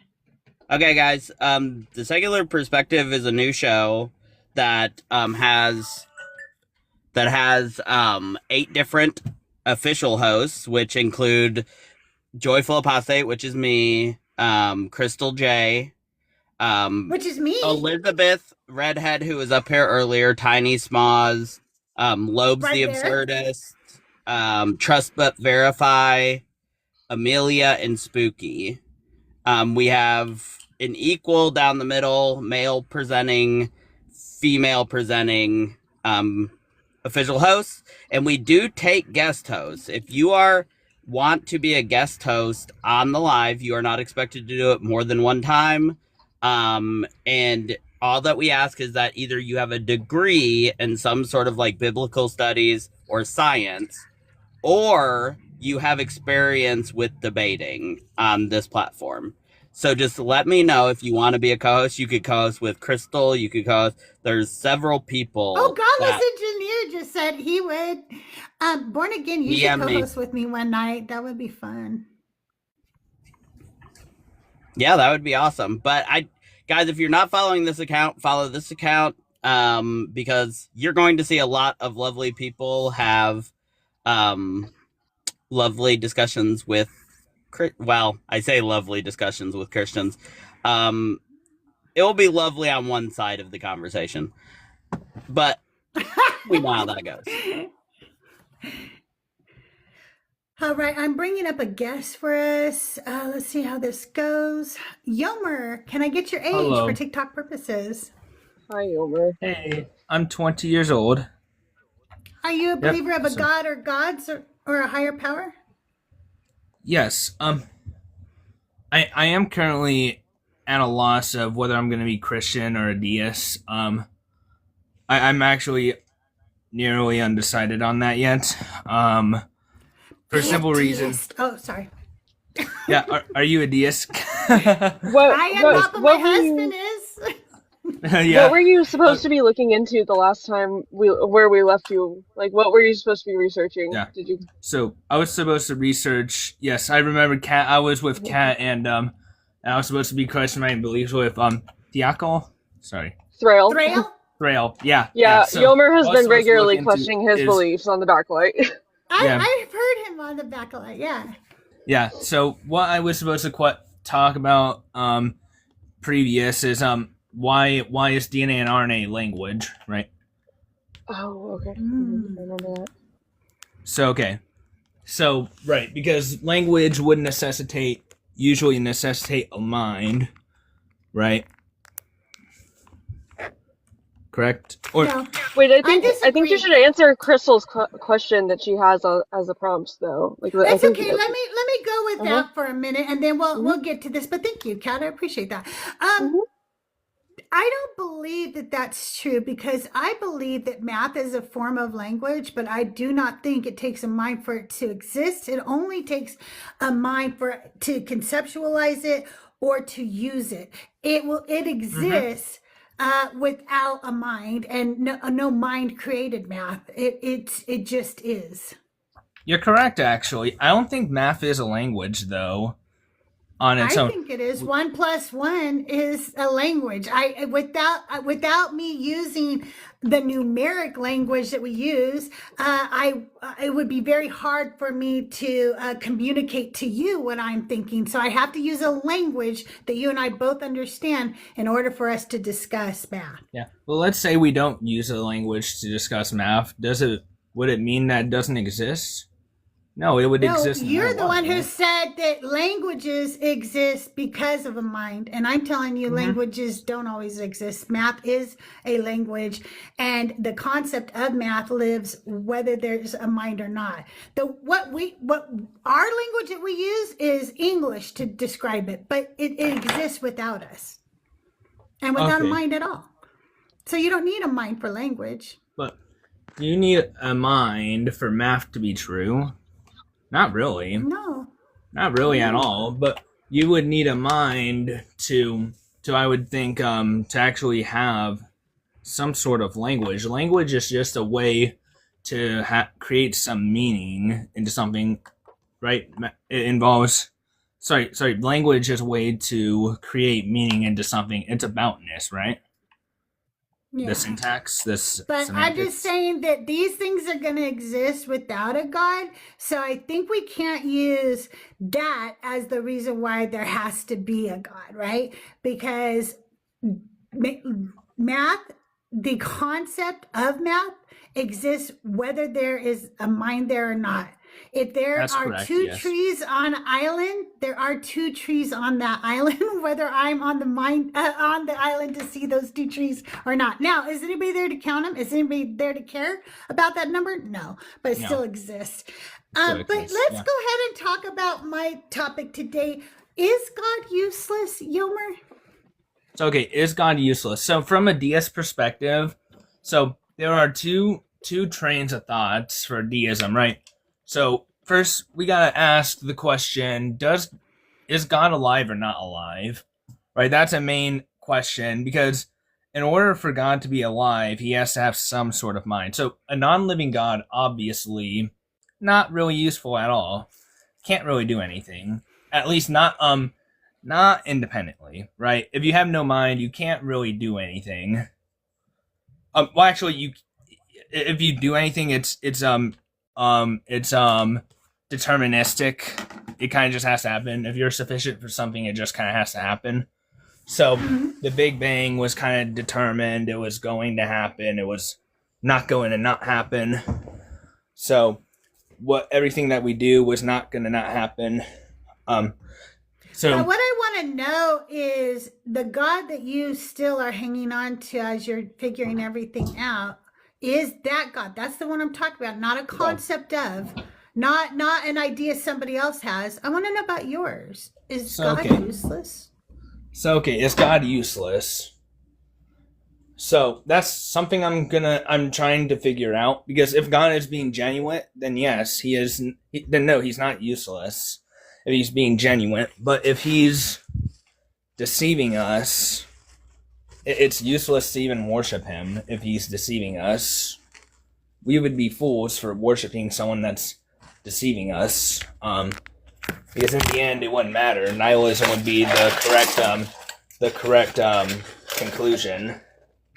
So I think right now I'm towards the end where I think following Christ might be the way to go. But I think I need to do some reading up. I need to slow down and see whether there's the theistic contradiction in the Bible. Because if it's explicit that God directly created Adam and Eve and knew they were going to rebel, then that's a theological contradiction, because that actually is impossible for God to know.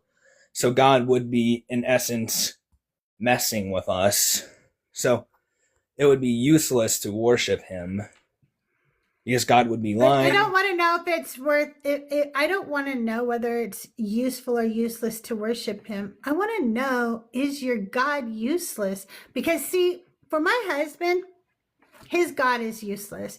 He thinks that a God or some kind of mind, some kind of thing, something he doesn't know, something, a higher power of some sort created everything. He doesn't know exactly how that went down, when it went down, but it's very hard for him because he's a mechanical engineer. So he designs things. It's hard for him to understand how that could happen outside of something.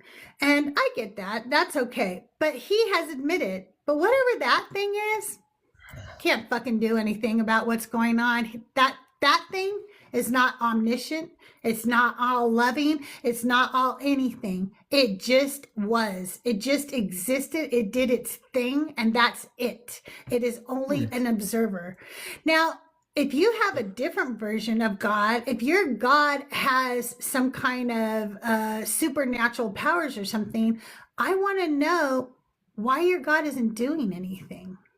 Okay, so right now I'll be taking the position of a Christian. So I think the reason why God is deciding to not do anything as it seems is he's respecting our free will.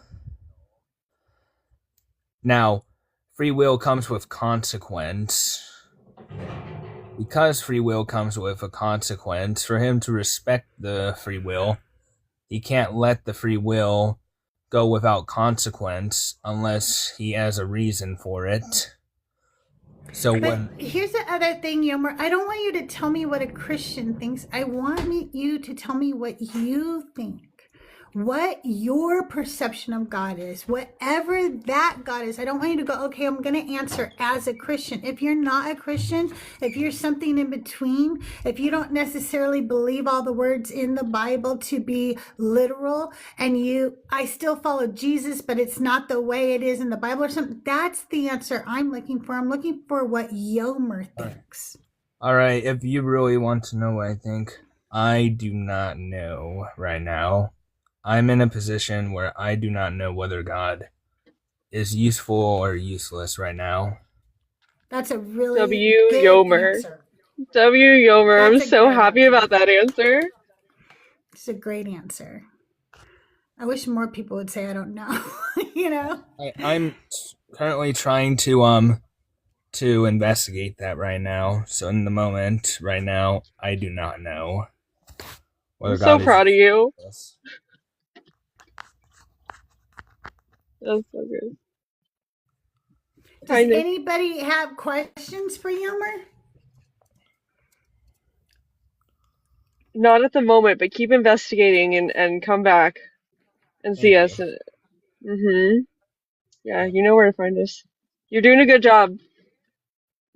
Thank you. Have you ever asked yourself, why do you need to believe in a God or a creator? It's not a whether I need to believe. I don't think belief is a choice. Belief is not a choice. Faith is, but belief isn't. But I believe that there is a God because of two reasons mainly. It used to be three, but I'm currently on the edge on whether or not life could or couldn't come from non-life. But the Big Bang shows the universe does have some sort of cause. But No, But, no, that's not what the Big Bang is.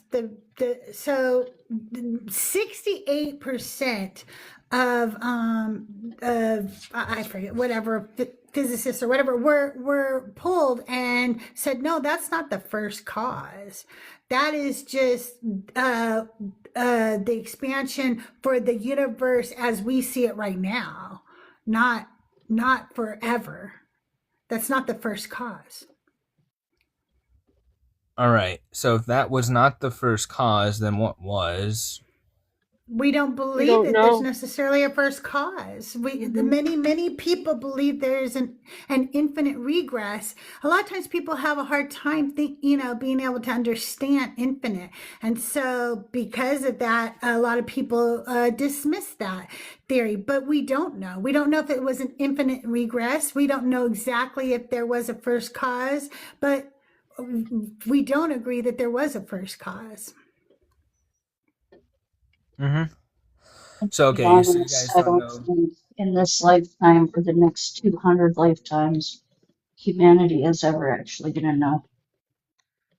I don't think that's an answer that we're ever going to have. All right.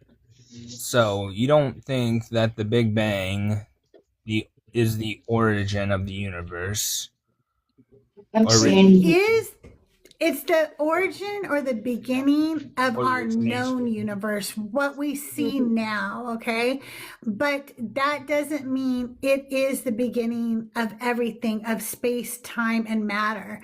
And those things that many of us believe are eternal, space, time, and matter. And so they didn't have a first cause. They just always were. Before we continue talking, though, I just want to let you guys know I'm going to be ending the live in just a few minutes. Unless we meet our gift goal, it is not expected. It is always appreciated, though. If we meet our gift goal, I will stay live for one more hour. And I do have somebody else in the box, too. So we should be able to have conversation for one more hour. Let me know if you want us to stay. If not, I'm going to finish up the conversation here with Yomer. And then I'm going to play Abelina Ballerina because I have the amazing Born Again Atheist up here, and she is the inspiration for that song. Not because it's her story. It's not her story, okay? It's based on a character.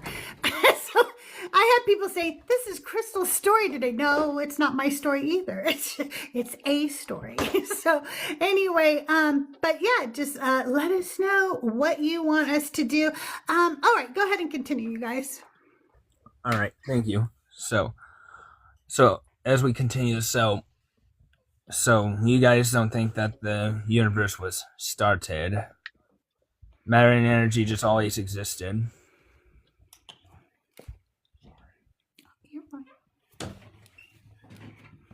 yeah, it's basically yeah. the science equivalent of a god. Mm-hmm. The god theory. All right. So and for me personally, I'm okay with not knowing. And like Nick said, in my lifetime, damn, I'm almost 60 right now. Okay, you guys, in my lifetime, I don't think I'm ever going to know. So I just don't spend a lot of time worrying about that. That neither proves or disproves a God for me. The claims that people make about gods is what I'm more concerned with, because the claims are outrageous. They're unfalsifiable. They're just not real. And it doesn't matter which God you pick. I haven't found one that I can go, oh, okay, that one kind of makes sense. None of them do to me. They're illogical. Well, okay. Before I go, and continue. I know it's usually okay. I know a lot of people don't like to think, don't like the idea of the universe being started by the Big Bang. But it does draw really three possible causes. Do you mind if I share those? Yeah, go ahead. Yeah, so one does give way for atheism, which is language starting the universe. Some sort of language just causing it, not creating it, just simply causing it, like how you would start a hello world file in Python. It's still kind of deterministic, but language in a compiler just starting the universe, totally reasonable, totally plausible. Or you have a non-living God just starting the universe, creating, and then a living God. That would be the three options that if the universe did have a necessary cause, those would be the three things that necessitate that cause. So you think there's nothing else that could necessitate that cause? I mean, you can It try also- arguing something from nothing, but that is an absurd trial for a claim, but that's You're a also trial. making the assumption that there was a cause at all. Like you're making the assumption that it's not eternal, that it has had to have a beginning. Well, an expansion in physics definitionally is caused in physics. Right. But so the expansion is just a change of state, right? Like the expansion, the universe already existed. It just existed in a different way than it exists now. All right. So if the universe always existed, then time is relative. So that means there's no difference between you and I saying yesterday, right now, and tomorrow, right? So does time exist? Time. No, I well, think they would still say yesterday, today, and tomorrow, because those are actual words that define moments in time for us, so that we again, it's a form of communication for us, so that we can clearly say what we are trying to express. Yeah. So yes, you could still say that. You You still could say still say that. yesterday, today, and tomorrow. And there still is a yesterday, today, and tomorrow. Yeah. There's actually two theories of time, and I think there's an A theory and a B theory, if I'm not mistaken. And so people argue about that, ad nauseum. But again, that little detail proves nothing on whether a God exists or doesn't exist. It's just a detail about time and how you look at it. Well, so I don't know why people keep saying atheists believe something came from nothing. They say there is something, they just don't know what it is. It's only believers that believe that something came from nothing, because whether it be a belief system in like the Abrahamic God, or even the primordials of pagans, they believe that something was and just always was and always will be, right? So the idea of something that came from nothing is something that comes from believers, absurd. not from atheists. Well, not entirely. I mean, atheists don't have to even believe that if the universe had a cause, because again, the language thing, nothing caused the language would be existence itself. Language can't be God because it can't create. Meta-atheism, it's simple. First of all, I need you to really understand this. I want you to hear me really carefully, okay? Yes. Atheism does not have a unified belief system at all. Correct. On where everything originated. So by saying this is atheism, you are wrong every time you say that. I'm not saying it because is. it is not. Atheists have a million different viewpoints on where everything started. Yes. We don't. The only thing atheism says is that we don't believe in a God. Yes, that's all correct. it says. I said meta-atheism. It's a different type of atheism. What do you mean? What do you mean by that? But you have said it before. You Atheism were that saying it believes in earlier. metaphysics. Atheism. Meta-atheism believes in metaphysics. There's atheists that believe in metaphysics. Right, you're right. There are atheists who believe in all Yes. kinds of things. Absolutely, you are right. So the language one would be implicit for meta-atheism, and not just material. But you understand there are other things. Like you have said there's only like 3 ways that everything could have come to be, but I'm trying to tell you that's just not true. Well, I said if there's a cause to this universe, because at this, I know you guys weren't concede to a cause to the universe. I used the second piece. It could be a cause that was not a god or a deity. Yeah, that's It could correct. be a cause that was just a thing Just a thing. that right. So there's many language. things. I mean, there are people who are like, there's a unicorn that farted it into existence. We can't prove that didn't happen. I don't think Yeah. that happened, but we I don't can't think that prove happened. that's not where it all would came be from. inserted. Yeah. That would be, yeah. The unicorn one would be special pleading because you would be inserting something and it wouldn't be in existence itself. Just saying, yeah.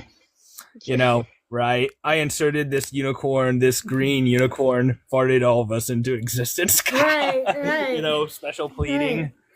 The three Exactly. options I gave doesn't involve any special pleading, whether it be the language. I mean, technically, yeah, because it's not. Yes, it could be existence itself and doesn't need a god. Language is not God. You agree with me, right? No, it doesn't create. No. It just No, I don't right. think that language is Yomer, God. Yeah. can I ask you something? Yes. Why is God important to you? So why is God important to me?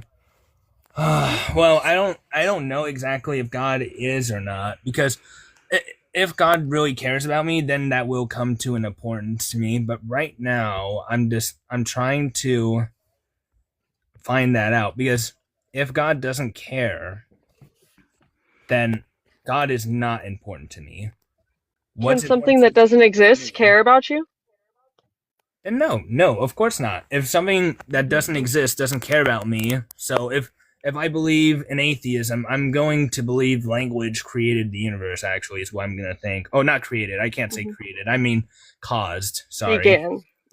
Began, yeah. It began the universe. So I'm going to believe that I'm pretty deterministic, right? Everything that I do is going to happen eventually.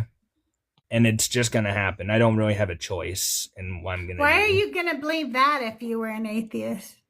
Well, because I don't think choice exists. I think randomness and chance would just make more sense. So there's no such thing as when you wake up in the morning and decide whether you're going to have something to eat or drink in the morning, you're not doing that. It's automatically something else is controlling you. Just something my brain is doing. You said randomness and chance. That's not okay. So, like you said, you don't believe choice exists, which leads to hard determinism. But then you said randomness and chance is more plausible, which is not hard determinism. Oh, it Yeah, I isn't? thought that. No, it's not. Oh, No. shoot, that's right. Because randomness and chance can be implicit for some sort of way for consciousness. I don't know. I don't talk about determinism that often because it makes me crash out. But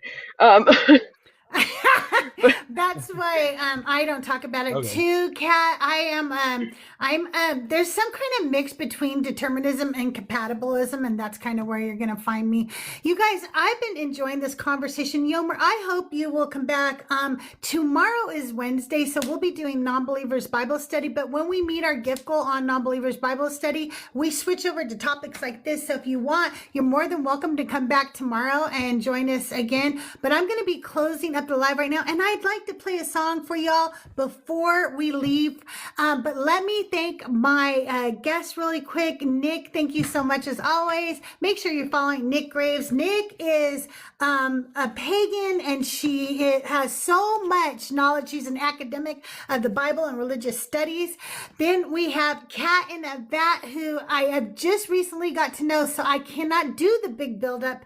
But let me tell you what I do know about Kat, okay? I listen to Kat at night on the Bakelite, and it is the most calming thing for me to listen to in the evening. They're so smart. Everybody on the panel is always just so smart. They're all very nice. They're very smart, and you will love it. So check out Kat in the Vat on Bakelite. Do you go live on your own shows, Kat?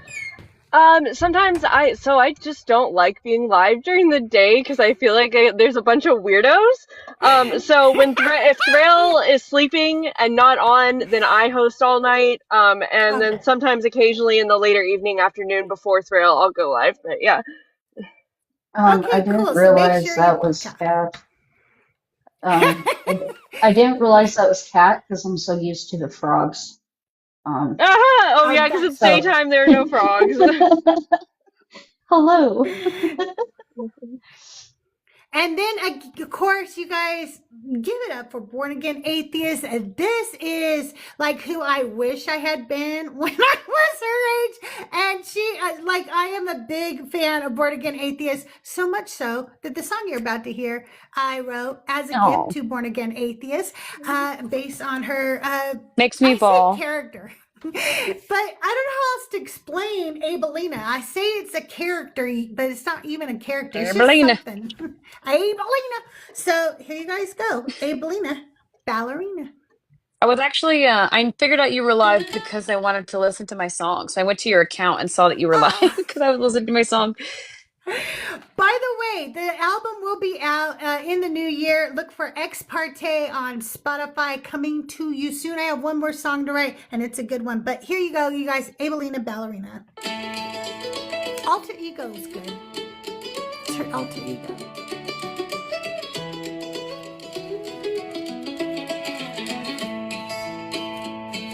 Abelina Ballerina, spinning in her tutu. All the world's a stage, lacing up her ballet shoes. Abelina Ballerina, they applaud as you dance. You're so precious, little angel. Dance away if you can. Abelina Ballerina, wooden floor counting time. In the mirror she's a swan, arabesque in pink tights.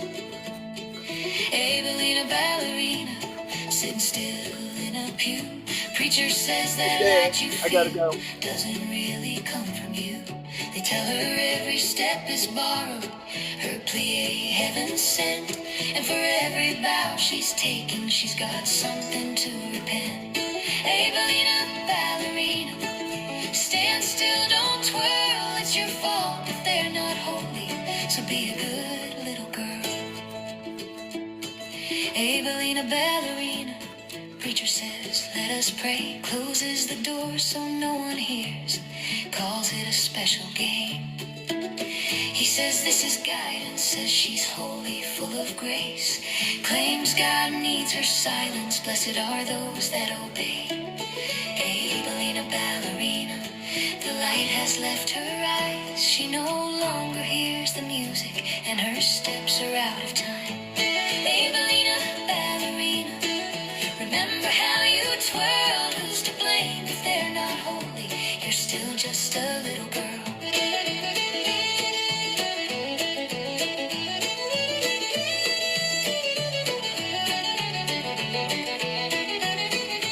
Abelina Ballerina, stand still, don't twirl, it's your fault if they're not holy, so be a good little girl. Abelina Ballerina, those aren't butterflies you feel, life grows heavy inside you, child, there's no way to conceal. They say her name like a warning, obedience her only crime, while he preaches purity, taking them for every dime. Abelina Ballerina learns what judgment cost, learns who gets forgiven and who pays the loss. Abelina Ballerina learns to mother through the ache, learns that love can still be sacred even after what they take. She devours her education and her eyes begin to shine. Music pours out from within her and her steps fall back in time. She reads the words they cherry-picked, preaches truth they try to hide. She interrogates the God, she uncovers every lie. She shows why nothing ever changes, who the system benefits. Men of God who feed on power, abuse, shame, and the grift. Abelina Ballerina, show me how you twirl, spinning in the sunlight, dancing with your little girl. Abelina Ballerina, dancing center stage again.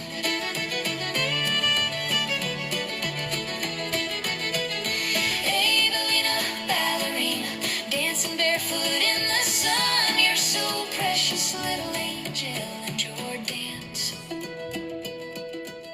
has just begun.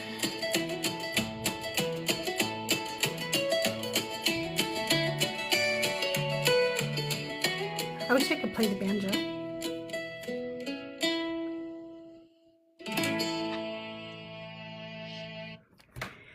You guys, thank you so much for being here. I'll be back tomorrow. God And damn it. check out Born You're gonna Again abandon Atheist you're gonna tonight. abandon me in my moment of sadness. You suck. You suck. God damn it. Yes, Oh my what god. I do. I God leave you damn it. crying. Cry and I now leave you leave guys is what a sisterly says. right. Damn it. I want you all to Oh, cry it out, okay? God damn it. It gets me every freaking time. You guys, Shit. I act like strong and like I wrote it and shit, but I cry at my own shit, okay? Like I make myself cry. Okay? Oh my god. It's so I'm like, sad. oh my god, this is really good. I have to write this down. I say this at the backlight all the time. I'm like, guys, it's okay. Like, I cry all the time. I cry on here all the time. I'm like, Well, let fine. me, I am a big I know you're crybaby. hanging up, but let me tell you this real quick. Yeah. My coven did a really great job during Live Fest, so to thank them, I went to an independent fundamental Baptist church and I live streamed. Oh my And god. while I was there, it was crazy, right? Like it looked like I teleported back in time. The men are wearing suits and ties, the women have dresses on. And honestly, it hit me really hard watching the little girls in their little dresses. They had their little hymns open and they were mouthing the words before they could even read what the words say. And it really made me sad. And so listening to that song kind of like teleported me back in time when I used to sit in those same pews.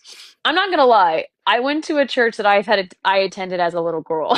So it's just crazy. So the church Oh I was in was a church I wow. attended as a little girl.